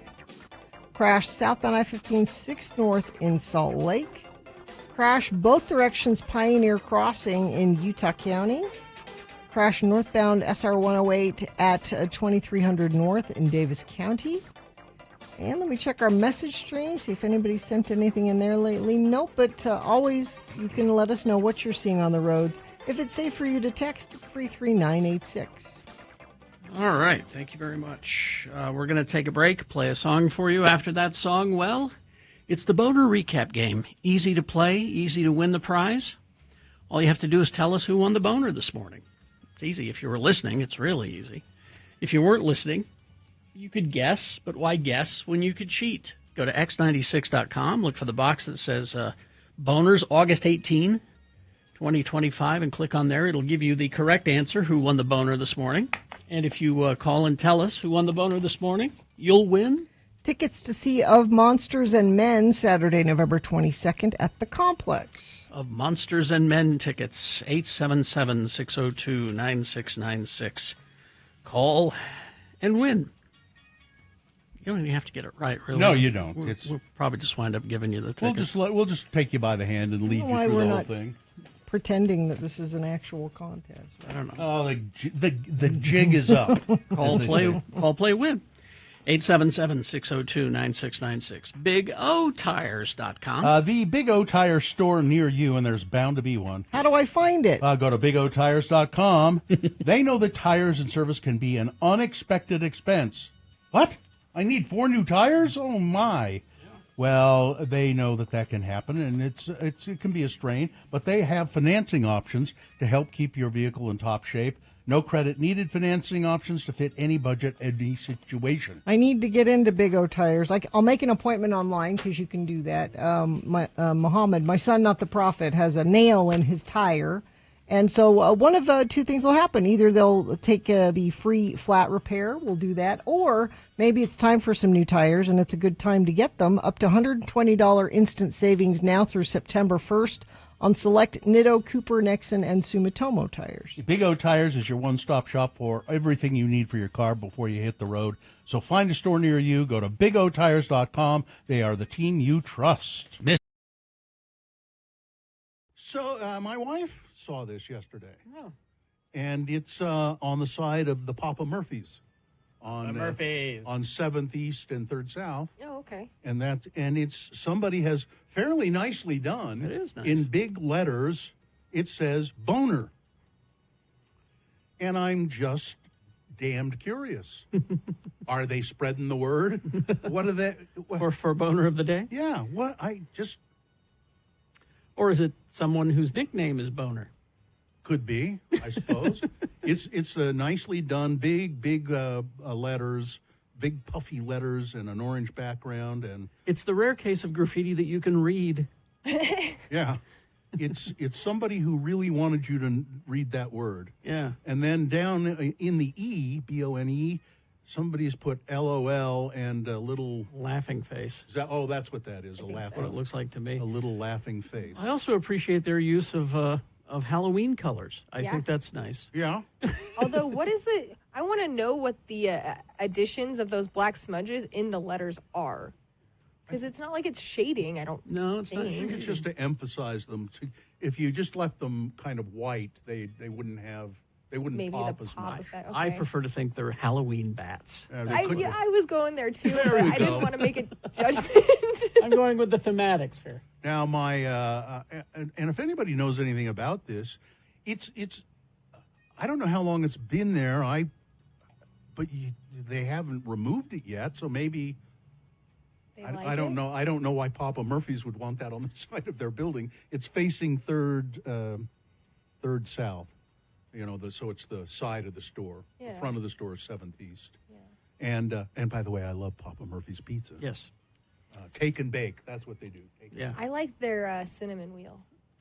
Oh, I haven't had that. That is that one's good. really good. I like the Thai chili basil. Yep. But at any rate, there it is. And I don't know what to say about it other than if you know anything about it, let us know. You can call us at 877-602-9696 or text us anonymously, 33986. Now, would I be encouraging vandalism if I were to say we should use that as our background photo on our Twitter feed?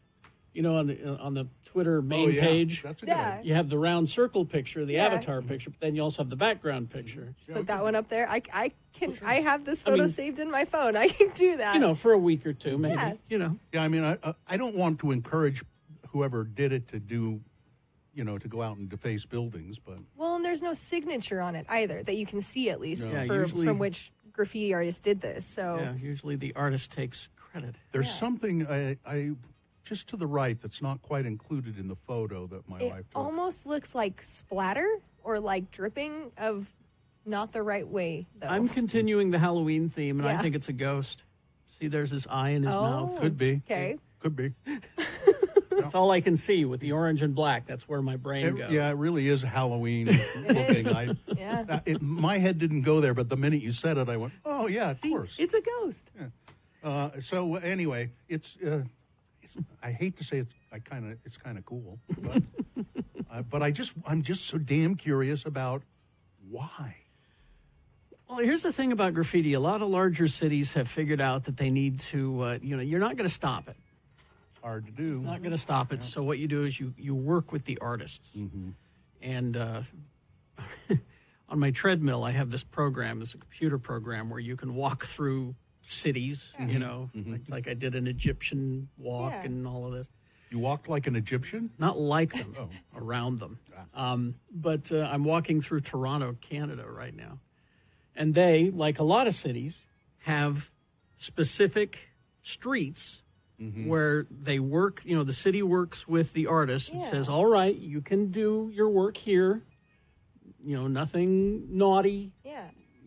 and you can sign it and you get that wall for a week and then the next guy gets the wall for the week. And they kind of take pride in it. It becomes a tourist destination. Yeah. Maybe that's what we need to look at here. Maybe I'll stop by the Papa Murphy's in the next day or so. My family's going out of town, so I'm going to be, taking care of my own food. Maybe Just you and your big house yeah, alone? Oh, okay. I'll go get myself a pizza and talk to them about it and see. Oh, well, it says that Papa Murphy's been closed. I live just up the street from it. No. And that graffiti is really recent, I think, since that building is closed, is what they're saying. When did? It hasn't been there long, maybe 2 weeks. I live in the neighborhood just east of there, and that Papa Murphy's is closed. It now. is? Yes. Well, where can I go to Papa Murphy's? I got one by my house, but you don't want to go that far south, do you? I swear that It's the one on 7th, right? Yeah, 7th East. Yeah, it says they're closed. Huh. Well, Hmm. I'm going to check it out today, as a matter of fact. Let's see. Yeah, Papa Murphy's is out of that location, so they probably don't care about the graffiti. Yep. That makes sense. There's one across the street from Olympus High, I know. Yep. Well, now I'm going to have to One I find go to. one closer to me. Jeez. I don't want to go clear out there. No, you don't want to go that far. Oh, here's Bad Brad. Oh, it closed 2 days ago. Brad lives in that neighborhood. Oh. It closed 2 days ago. That's 2 why. days That's ago. why, okay. Oh, That's there why you I'm go. surprised, because I know I saw it open recently. That's quick. That's a quick shutdown, I guess. Yeah, it looks like 7th North and 16th West, 1600 West is Yeah. the closest one to you. What? Yeah. Good luck. Sorry about that. Sorry about that. Well, anyway, it's whoever did it. I don't want to encourage it, but I kind of like it at the same time. And if anybody knows who did it, we won't rat you out. We just like to know. We just like to know what the motivation was. Yeah, why you did it. Yeah.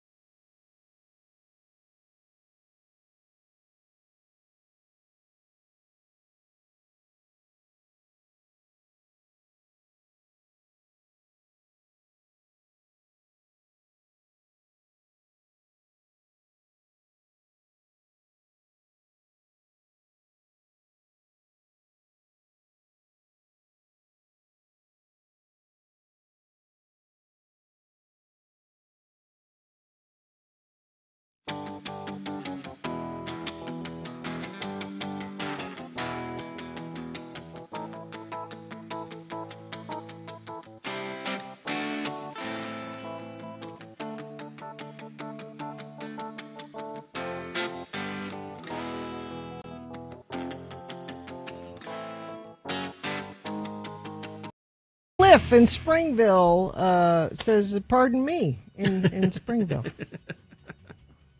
What did he He fart? was in the way, and now he's gotten out of the way. Oh, I thought he broke wind or something. Maybe. In Springville. In Springville, probably did. Yeah. Is there a reason or just? 'cause? No. Oh, okay. It's just there.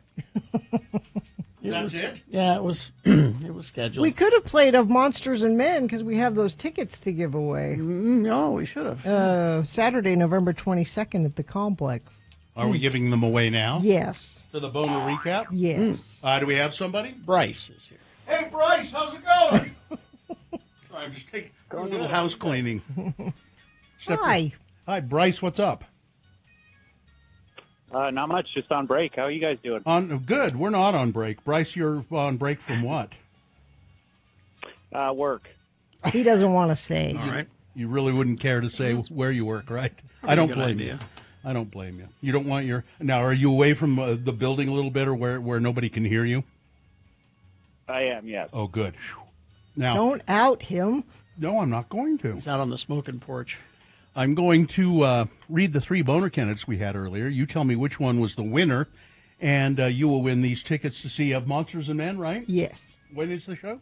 It is Saturday, November 22nd at the Complex. Tickets are on sale, and you can get information at x96.com. Okay, then. Bryce, did you hear the boner candidates earlier? I did, yes. All right, this will be simple for you. Number 1, it's for the good of the country. That's Representative Ralph Norman, South Carolina. He acknowledged that prices are up as a result of Donald Trump's tariffs, but he emphasizes even though prices are going way up, it's for the good of the country in the long run. Okay. Boner candidate number 2, I think Superman is drunk. Mullins McLeod, running for governor in South Carolina. A video surfaced of him being arrested. He was not in good shape. He was wearing nothing but underpants and his shoes, and he was yelling at the top of his lungs at the police that he was Superman and God. And boner candidate number 3, I think the jester is upset.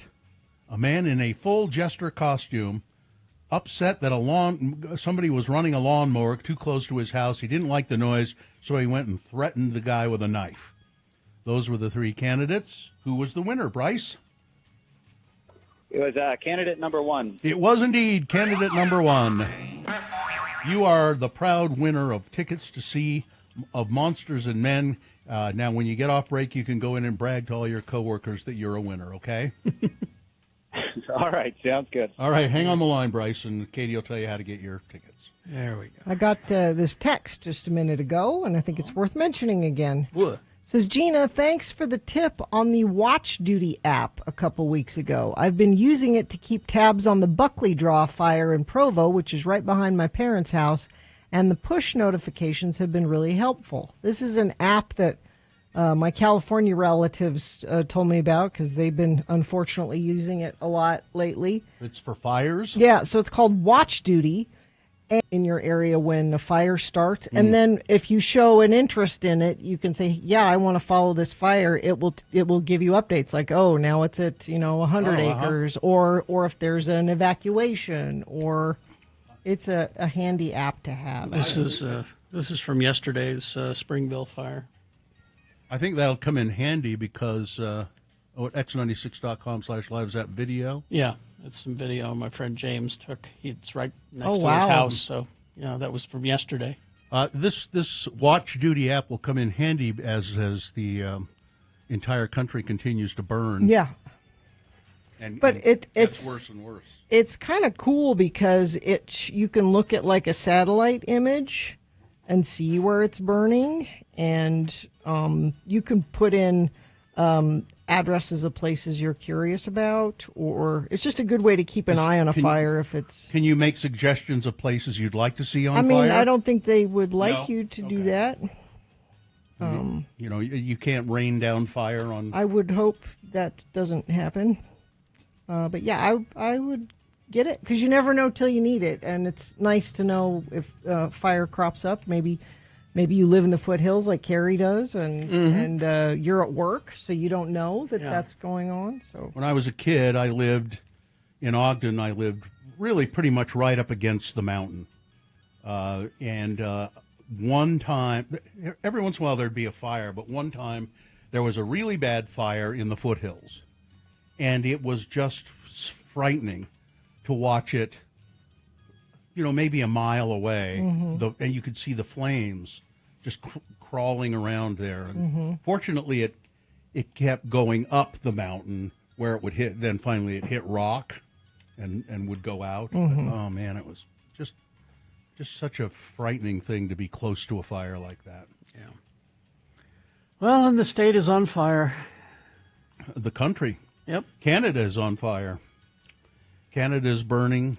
Lots of places in the country are burning.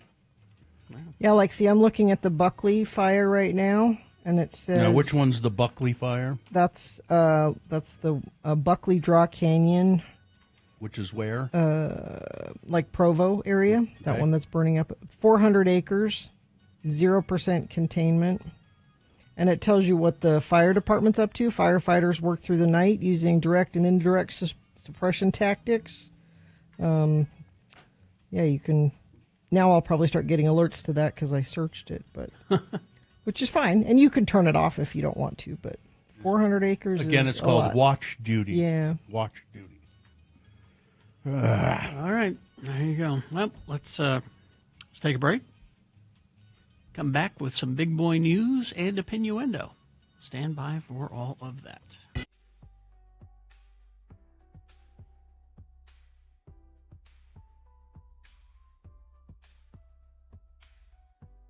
I have a list that I saw this morning that I thought Gina might find interesting. Oh, wow, okay.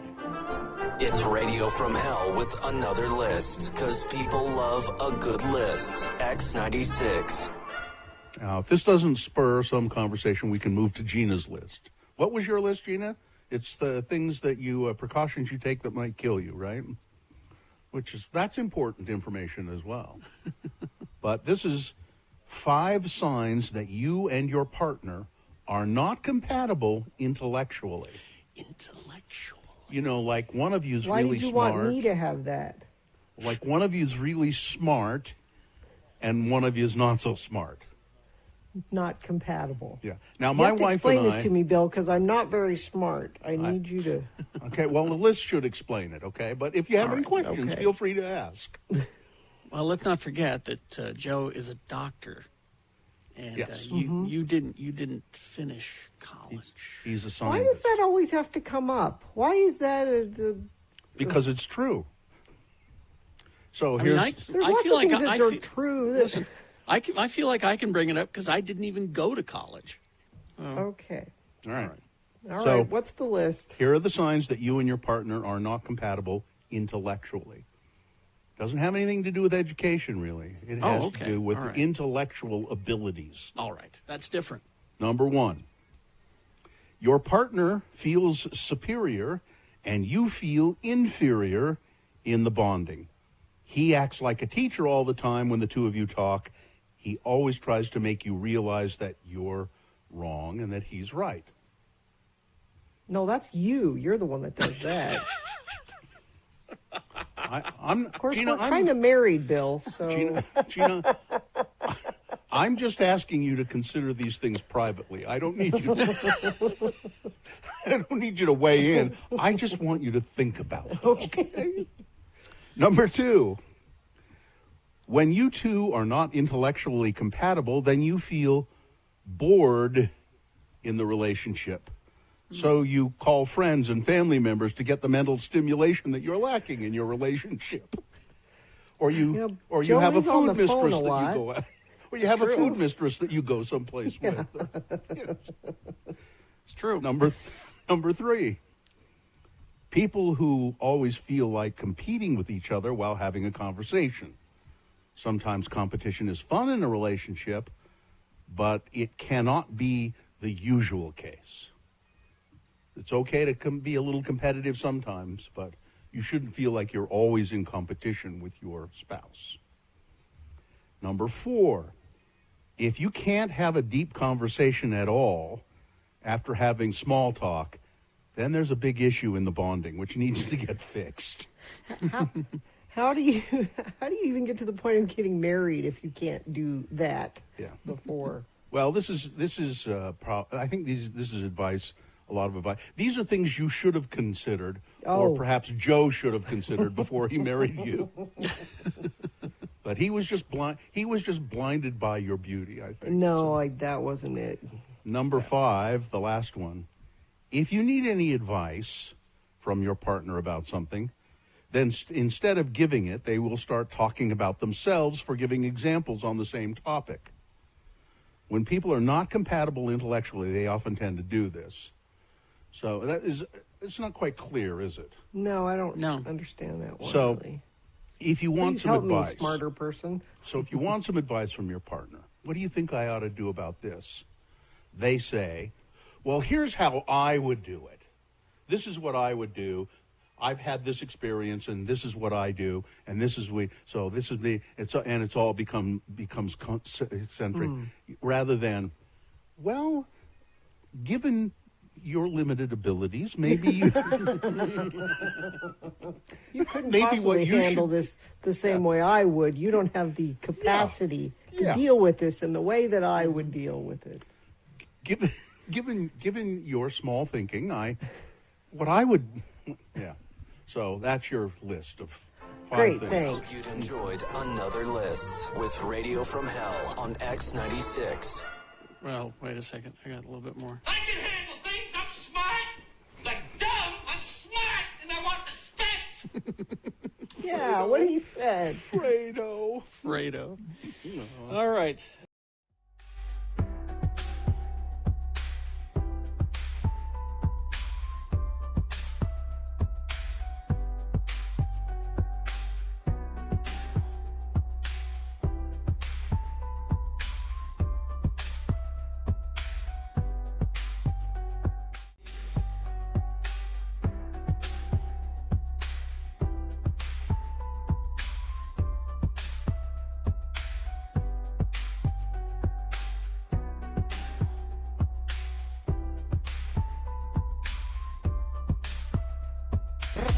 Button needs to be lubed.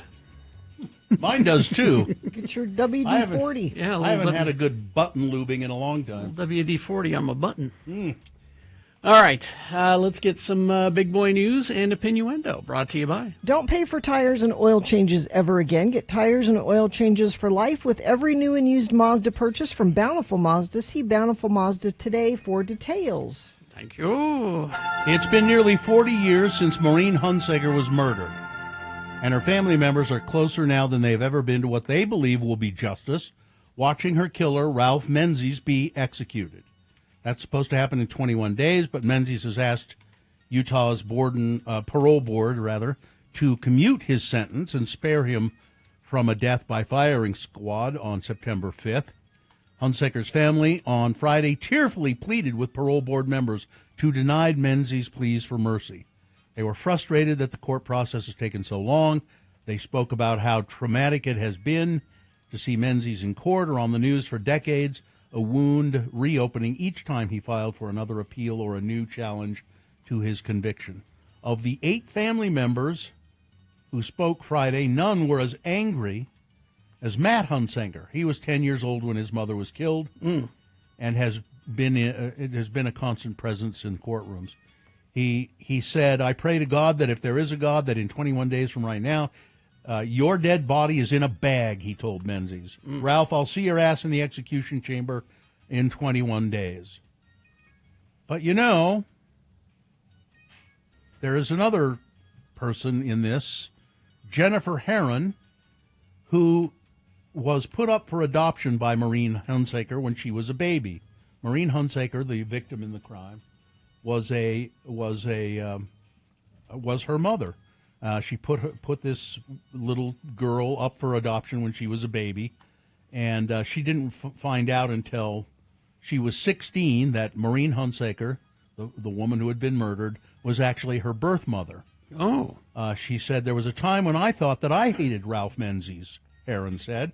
Today, however, despite kidnapping and brutally murdering her birth mother and taking away the chance for Herron to ever meet her or have a relationship with her, Ms. Herron does not believe Ralph Menzies should receive the death penalty. I don't hate him. I hate what he did. I don't know him. I hate his actions that caused a lot of pain and a lot of suffering to a lot of people. It wasn't right. And when he killed my mother, it's not right to kill him. We need to break that cycle. She was one of several speakers invited to St. Vincent de Paul Catholic Church by groups opposed to the death penalty. Organizers of several events planned this week in an effort to get their message across that they are opposed to Menzies' scheduled execution. I think that's interesting that a blood relative said, I don't think you should kill him. Years after Governor Spencer Cox squashed 2 investigations into Utah's previous top military leader, an Army Review Board knocked the retired 2-star general's rank down to lieutenant colonel following a probe of the commander's behavior while in uniform. That, according to Army spokesman Cynthia O. Smith, was determined the last grade in which he honorably served. Cox announced in August of 2023 that he was placing then Major General Michael Turley on paid administrative leave due to the Army's investigation, the conclusions of which the governor's office said it had not received a copy of. 4 days later, a news release, the governor's office said the adjutant general had decided to retire. The Army Grade Determination Review Board's decision was based on substantiated findings by the Department of the Army Inspector General that Turley had engaged in inappropriate relationship with a subordinate. We consider the matter closed now. So essentially, this won't hurt Cox, I'm sure, but it's confusing why twice he stopped an investigation when they asked several people that were in his command, and they said, this guy's a bad dude. You should do something about it. Yeah. You should listen to people. And he didn't do it. So, no, I'm not going to do that story. Sorry. Donald Trump was up late on Sunday ahead of his latest all-important meeting on Ukraine, engaging in a wild posting spree that saw him ricochet from insulting a Democratic senator's appearance to raving about his new White House flagpoles. Trump will host Ukrainian President Zelensky in Washington today with Keir Starmer and Emmanuel Macron and Friedrich Merz. That's England, France, and Germany. 3 days after his summit with Vladimir. Obsessing over media coverage of Friday's talks in Anchorage, the president wrote on Truth Social, the fake news has been saying for 3 days that I suffered a major defeat by allowing President Putin of Russia to have a major summit in the United States. Actually, he would have loved doing the meeting anywhere else but the U.S. No. And the fake news knows this. It was a major point of contention. No, it wasn't. No. If we had the summit somewhere else, the Democrats run and controlled media would have said what a terrible thing that was. From there, Trump pivoted to attacking Senator Chris Murphy. On Sunday, the Connecticut Democrat appeared on NBC's Meet the Press, where he told Kristen Welker that the Alaska summit had been an embarrassment for the United States and a failure. The very unattractive, both inside and out, senator from Connecticut, Chris Murphy, said Putin got everything he wanted. The president fumed. Nobody got anything. Then he went on to talk about the flagpoles. He's also trying to get rid of mail-in voting and saying he's going to have an executive order that gets rid of mail-in voting. I don't think you which can do you that. can't do. No. Although I can't say that anymore because things happen. But the funny thing is Gavin Newsom's press office has been mimicking Trump's posts. Like all in caps. All in caps, saying crazy stuff, copying him. And Fox News is having segments about it, saying, what's wrong with Gavin Newsom? Well, they're promoting They're it. so nuts. They're not aware. The Keebler Company has launched new spooky Fudge Stripes cookies. How are they spooky? As a limited edition Halloween variety of its signature Fudge Stripe cookies. Are they possessed? The festive cookies feature chocolatey vanilla-flavored cookies with orange stripes and Halloween-themed designs. Fudge, I like a fudge stripe cookie. Yeah, I haven't had they're those good. for a long time. The World Humanoid Robot Games were held in Beijing over the weekend, showcasing AI-powered robots from various countries competing in sports like kickboxing, track, soccer, and dance. Don't be afraid. The opening ceremony took place Thursday, where a robot experienced a mishap while attempting to light the game's torch. Over 500 robots from 16 nations participated, and apparently it was really entertaining. Like they had boxing matches and kickboxing and all that. And the robots would fall down, and then most of them could not get up by themselves. So that's the most interesting part, probably. Anytime a robot was able to get up by itself, the crowd went wild. So that's how we defeat them? I think so. They won't, just if you knock them down, they can't get up unless they have somebody to help them get up.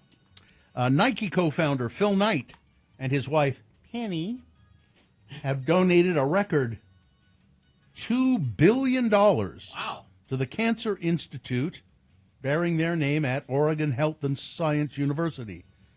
The transformative gift will allow the Knight Cancer Institute to double in size, accelerate its pioneering work in early cancer detection and treatment. The Knights had previously pledged to match $500 million in fundraising. Launching the successful Knight Cancer Challenge Fund raised over $1 billion, and then they said, that's not enough. Here's $2 billion. That's amazing. But we can't tax billionaires because they'll be sad. Ronnie Rondell Jr., Carrie, stuntman, yes, who was ablaze on Pink Floyd's "Wish You Were Here" cover, has died at the age of 88. Yep. He was a veteran Hollywood stuntman, best known for being set on fire for Pink Floyd's "Wish You Were Here" album. Can we get a guy who will set himself on fire? I know a guy. Ronnie will do it. Over 200 films and TV credits, Rondell Jr.'s distinguished career spanned from 1955 to 2003, included work on major projects like Lethal Weapon, The Matrix Reloaded, and Charlie's Angels. During the album cover shoot, he was engulfed in flames multiple times, losing an eyebrow and part of his mustache. But his fiery stunt became one of the music's most legendary images. I've been doing a lot of work. I'd been doing a lot of firework in those days, and I had special suits and all this stuff for fully enveloped fire, Rondell Jr. said in a documentary that Pink Floyd, Wish You Were Here, made.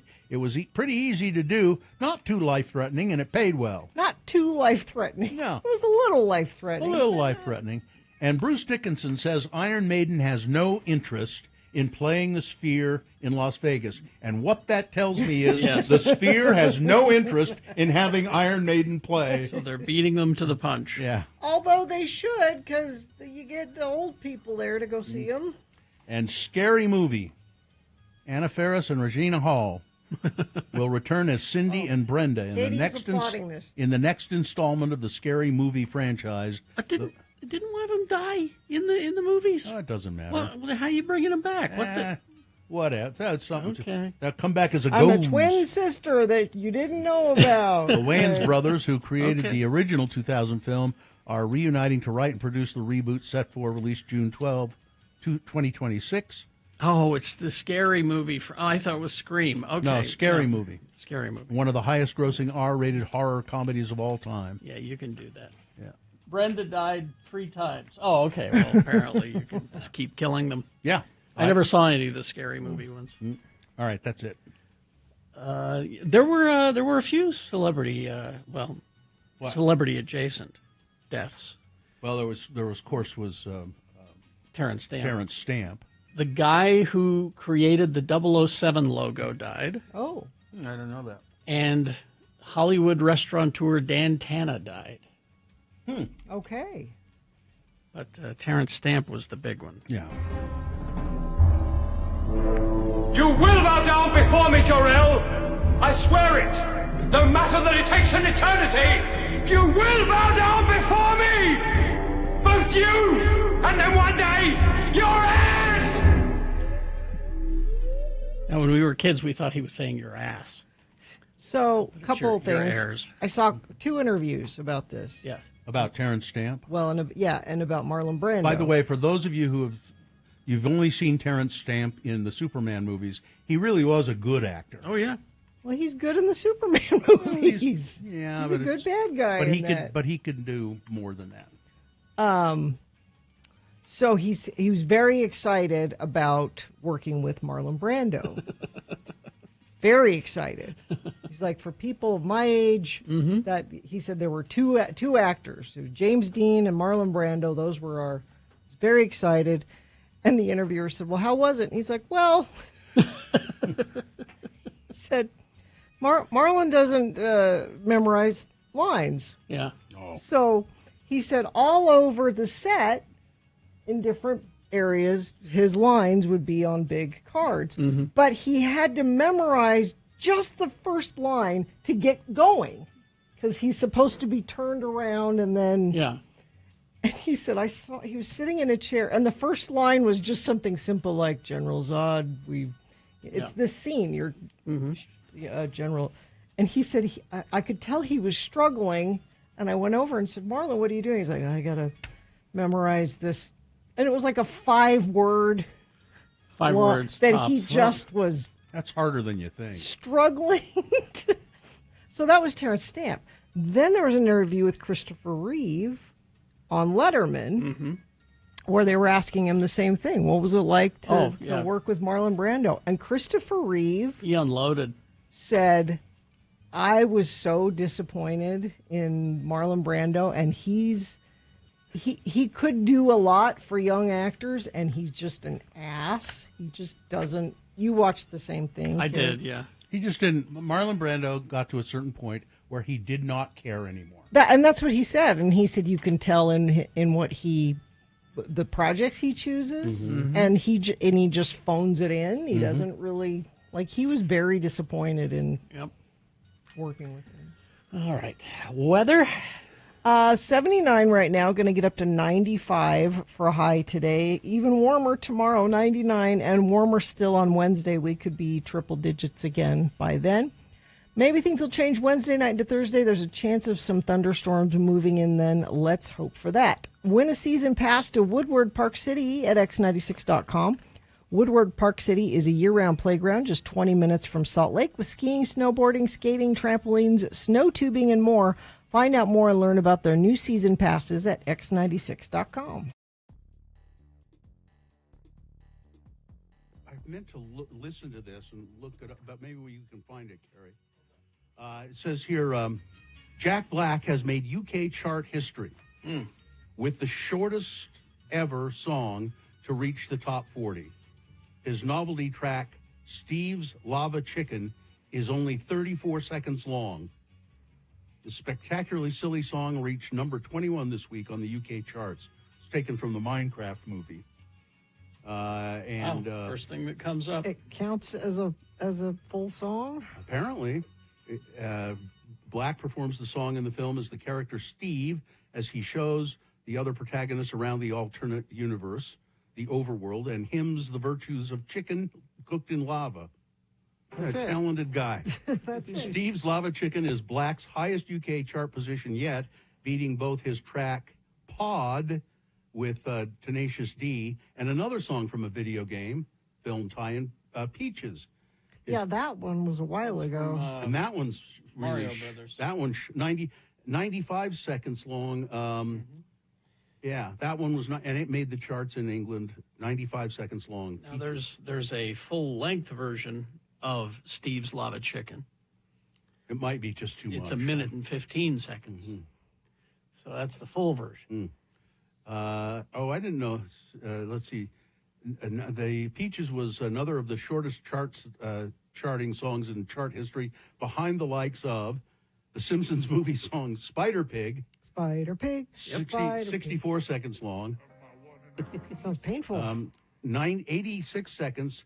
Liam Lynch's punk hit, Whatever, United States of Whatever. We used to play that. 86 seconds long. I was just thinking about that the other day. I think we ought to play that more often. Very cool. I love that. Yeah. All right. Let's see. One other.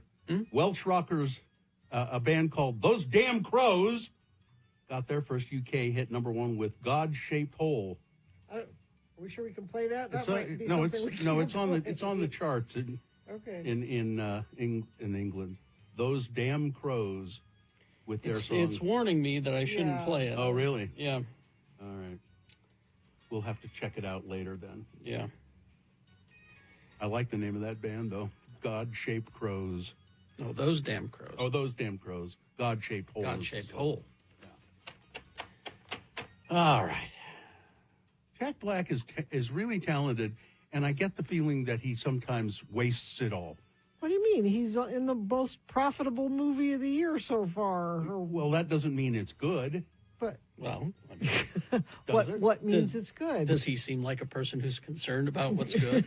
No, not at all. That's Exactly. kind of what I mean. It's If you want to see he Jack, has a beautiful voice. yeah, and if you want to see Jack Black in a understated, not crazy Jack Black, Mm-hmm. sweet, good movie, he's in The Holiday Yeah. with Kate Winslet and Cameron Diaz and Jude Law. He just plays a regular, mild guy, not yelling and jumping off things. Right, Katie? Yeah. Okay, yeah, Katie likes Yeah. that movie. He's just... I thought he was pretty good in Shallow Hal. I was going to say Shallow Hal. He's kind of that in sort of that. understated in that. And he's got a very minor part in Mars Attacks, but he's very Jack Black. Yeah. But he's... My point being, he's very capable of doing other things. He's not just that. But he doesn't do it very often.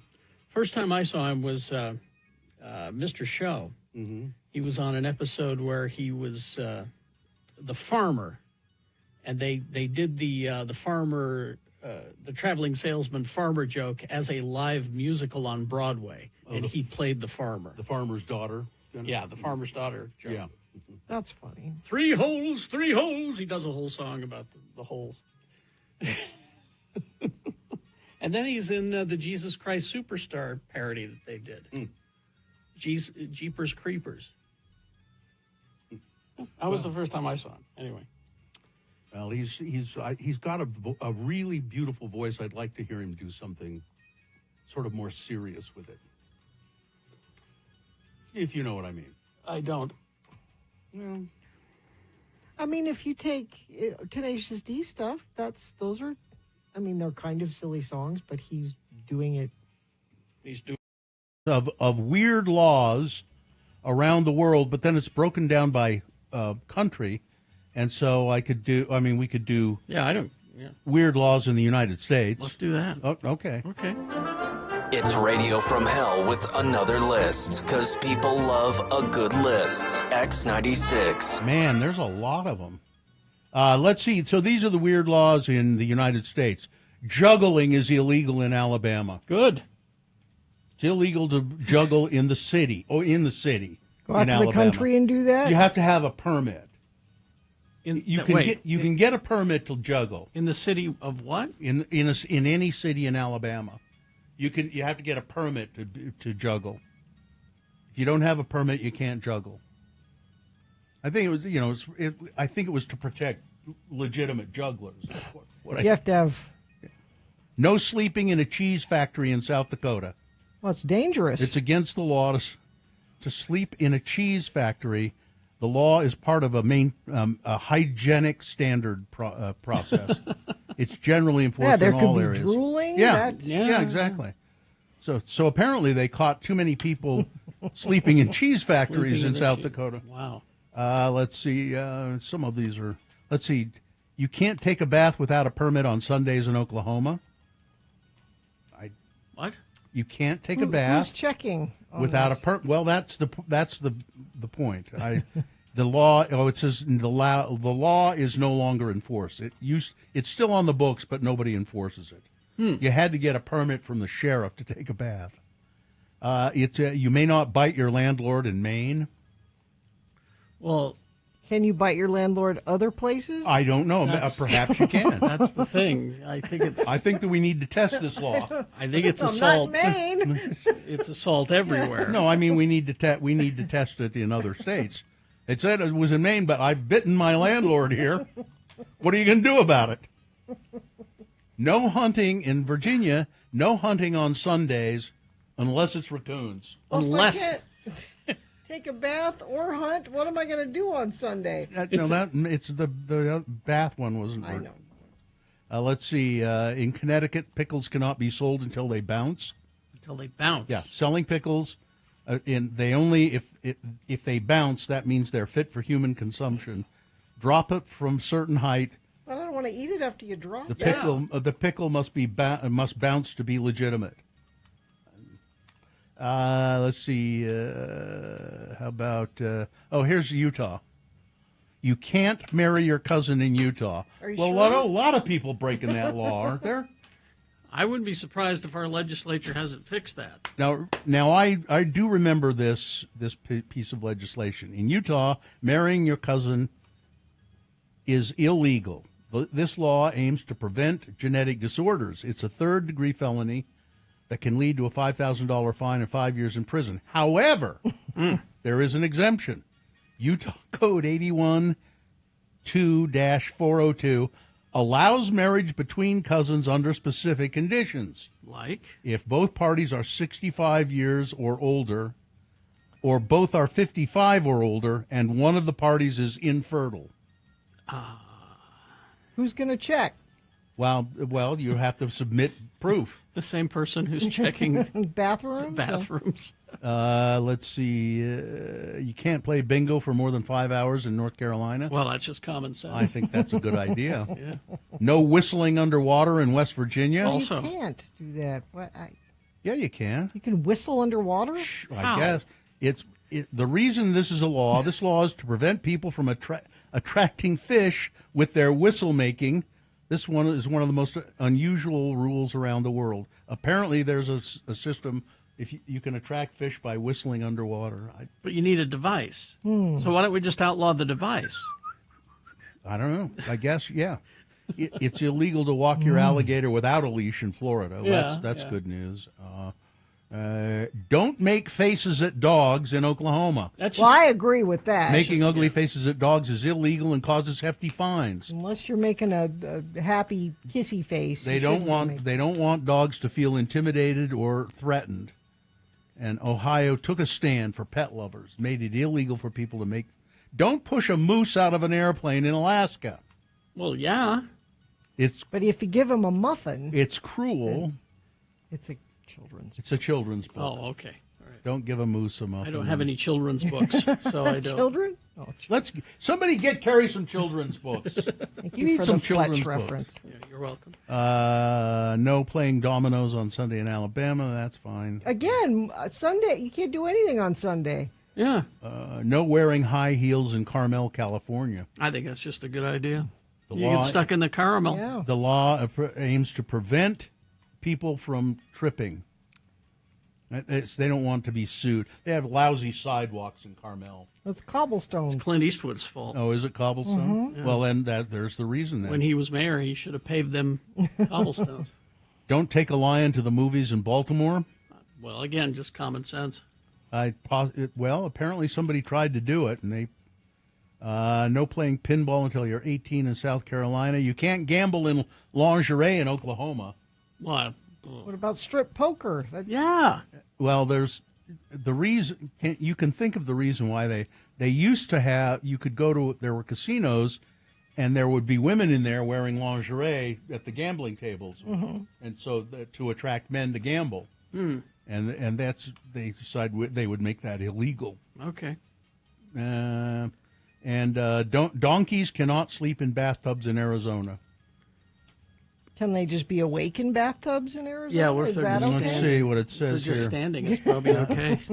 No, the reason is because after a flooded dam washed a sleeping donkey inside of a tub downstream, the efforts to rescue him became expensive and time-consuming, leading enforcement of this very specific law. Well, then let's outlaw climbing the mountains here. Yeah. 'Cause that's very expensive to rescue those people. Well, I'm just reporting what goes on. I know. We hope you'd enjoyed another list with Radio from Hell on X96. All right, there you go. Thank you. We'll take a break. We will be back after some messages and a song to crawl towards the exit. Stand by. Harmon's Chili Roast. I was time. there yesterday. And the parking lot, you can smell it the minute you get out of your car because they're roasting them outside. They're roasting those green chilies just on the weekends, I guess. 11 a.m. to 6 p.m. Friday and Saturday at Harmon's. And so you can buy yourself a bushel full of chilies, and they'll roast them up for you, and then you can take them home and use them however you like to. they got this big fancy Robert Siegmuller roaster thing. Yeah. that's Chili a- roaster. a chili roaster that'll take care of a whole bunch of them at once. And check out the stuff you can buy at Harmon's that has roasted chilies in them. There, Yeah, they had a whole display right first when you walk in. They had the Hatch Chili Pub cheese ball. Oh, that's so the good. roasted chili chicken enchiladas. Those I love those. The Hatch chili salsa. You can just buy jars of the Hatch green chili salsa. They're really tasty. Roasted chili mac and cheese. No, roasted chilies and beans, or roasted chilies and rice. Delicious. all you Makes a need. meal. Go to Harmon's grocery stores. You know, they're all over the dang place. Look, I think it's just harmonsgrocery.com.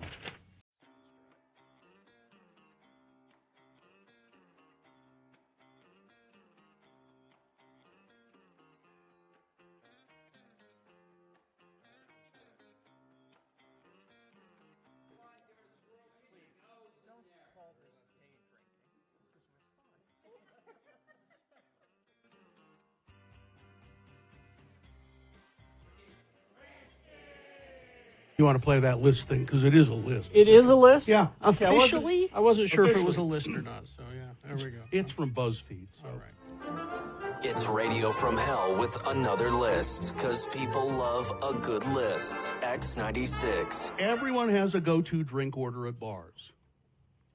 But what does your favorite drink say about you? Can I just give you my drink and you Yes, tell me? Let's see if it's on here. Go ahead. Old fashioned. I don't recall that an old fashioned is on here. Do you have a second choice? Oh wait, no, there it is. Oh, old fashioned, number 13. Old fashioned, and this is according to bartenders. Okay. Old fashioned drinkers rarely know jack S about cocktails. Wow. But it's a cheap way to pretend that you do. No, either I'd like to either someone who knows their booze really well or not at all, they want to look sophisticated. No, so those I don't are two care sides how of it. I look, Well, that's and obvious. I like. What's and I yours? like- Need I like the taste of it. Well, see, here's the thing. I don't go in every bar with the same. Oh, you have different drinks for No, different. it depends on the bar that I'm at. All right. And a lot of times, if you're in a bar that doesn't look like they would even be able to do an old fashioned, you want to keep it simple. So what would you So order? I go vodka rocks with a lemon. They don't. I don't think that's on That's here. not in here? No. You have to have vodka. a mixed drink? There's a vodka martini. Because, see, what I'll do is if I'm not trustworthy of the bar or the bartender, I go vodka rocks with a lemon. But if I'm going into a bar that specializes in cocktails, What would you order? then I ask the bartender what I should have. Oh, You're is not that helping the I list know, here. I'm no help at all. So Cosmo. A Cosmopolitan. Yes, that's on here. I'll do a Cosmo. I can Why find it. Let's see. It's. I know I saw it. Old fashioned. Oh, there it is. Cosmopolitan. This person. Again, this is according to bartender. This person is almost certainly a pain in the ass. Probably. Almost certain. I believe certain. that, yeah. Almost certain. You want a couple of others? Let's see. Sure. What's your drink? Well, it's not on here. I would order a gin martini, and it's not on here. Mm-hmm. That's my kind of go-to. Let's see. We'll just go back up to the top of the list. I like this one. This is number 6. Tequila shot. Mm-hmm. If you order a tequila shot, You're a woo girl. no. That's what you want. Well, sort of. Yeah. The bartender says, "I don't have to go to work tomorrow." That's the drinker who has funny. That's a woo girl. tequila shot. Yep. Let's see. Margarita. Yeah. Okay. Old ladies that want to party usually start with margaritas. I've been known to that's order sorta a margarita. The vodka martini. These are fancy drunks. Carrie, you're kind of a fancy drunk. I am, yeah. Long Island iced tea. Oh, well, that's... Long Island iced teas rarely get tips. Yep. And they almost always are asked to make it strong. It's nearly an entire cup of liquor. How the F am I supposed to make it stronger? That's Exactly. just someone who wants to get drunk Yeah, as that- quickly as possible. Efficiency. That's the next one. It says it's somebody who just wants to get Yeah. drunk real quick. Mm-hmm. Let's see. How about I don't even know what Fernet is. Do you know? Yes, F-E-R-N-E-T. it's sparkling. It's So if, It's like a aperitif. Kind isn't it? of. so if Yeah. you Am I ask thinking for of the right thing? if you I hate them. My sister likes. if you ask for a shot of Fernet, Yeah. it says, "I'm from San Francisco. Yeah, it's a fancy thing. I spent a year in Europe." Yeah. Any kind of fruity frozen drink. Fruity or frozen drinks are typically ordered by new drinkers. Yeah. Mm-hmm. Well, they're gateway cocktails. Scotch and water. You're over 50 with heart issues. Why do you have heart issues? Because you drink scotch. The Negroni, which I hate. God, you're awful. Well, my husband likes Negroni. Hipster 20-year-old Negroni. Let's see. We got vodka Red Bull. Oh, yeah. People order that. I'll do that. Usually on some kind of drug. On the bright side, they tip well because they're too drunk to care about getting change. Yeah, when I order it, about getting change. When I order it, the drug I'm on is I'm falling asleep, and the party is still going. I've got to keep up. Now here, I think, Carrie, you might order this.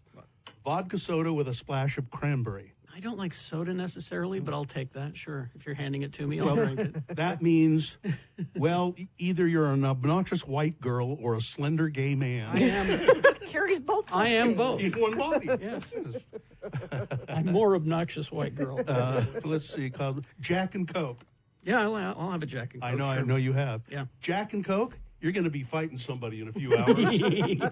Probably. Them's fighting words. The customer who always asks for an extra strong drink. That's you, Bill. Make mine a double. Yeah, they're the ones that say, add extra vodka to my drink. And then I give them the bill and they say, why are you charging me for extra alcohol? I wouldn't do that. Cabernet Sauvignon. Okay. Yeah. You actually say, I'll have a Cabernet Sauvignon over pronounce, and then you overpronounce Sauvignon. I just want Sauvignon. Yeah, I want a fancy wine, please. We never. A cab. I want a cab. That's what we say. Yeah. What kind of cab? Yeah. We'll have a glass of the cab. Yeah. You know. Whiskey sour. Yeah, I'll drink that. I'm drinking underage. Pinot Grigio. I'll drink that. Nice. Has no personality whatsoever. Oh. None of these are positive. What's the drink they go? That's a classy guy. Why do you think that is? Yeah. Because these are bartenders observing people's behavior Exactly. in bars. There's not one on there that says, okay, I know you're not going to be a problem. If you order, you've heard of a Pimm's cup.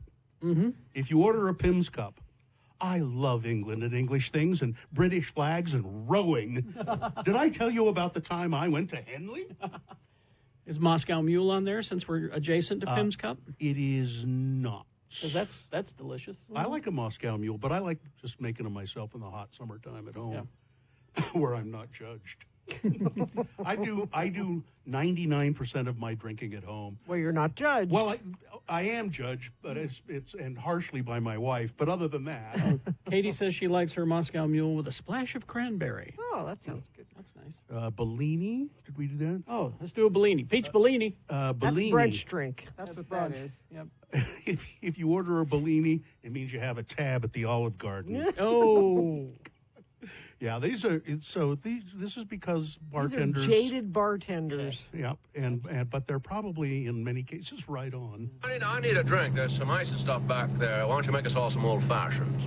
Old fashions? You think you ought to drink while you're flying? Well, stop kidding, will you? And make us some drinks. I mean, just press the button back there marked booze. It's the only way to fly. Chardonnay.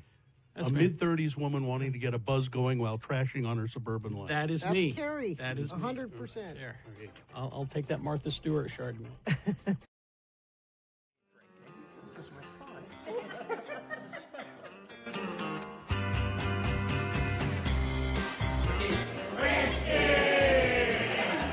Cheers, everybody.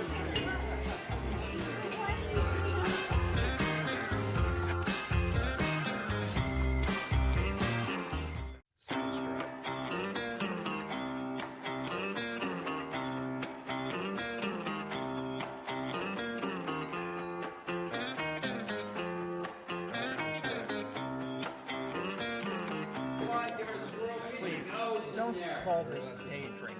This is refined. Okay. Sure, why not? Yeah, I suppose. You're just kind of lukewarm about. Well, I didn't pick that one. That's okay. All right, well, let's do the promo and crawl towards the exit, shall we? Okay. Questions about Tuesday's Radio from Hell show. Who is the dead celebrity for Frank Christ Presents? Who will win the boner of the day? Which friends of the program will call 877-602-9696 for Hello Yeah What? Can I guilt Bill into writing a new Utah word of the day, perhaps using the word gourd? Gourd? Yes! I can heartily answer yes to all of that and more. Radio from Hell Tuesday morning on X96. Gourd? Yeah. I'll tell you. Gourd. Gourd. Yeah. I don't, it's not ringing a bell. Gourd. Go forward. Go. No. Gourd. No. I got gored by the bull. No. Tune in to tomorrow's Radio from Hell show. Gourd. We'll help you. Gourd. Live long and prosper, bitches. Gourd. Thank you, Katie. Gourd. Don't you know who I am? Why can't I get paid with meat?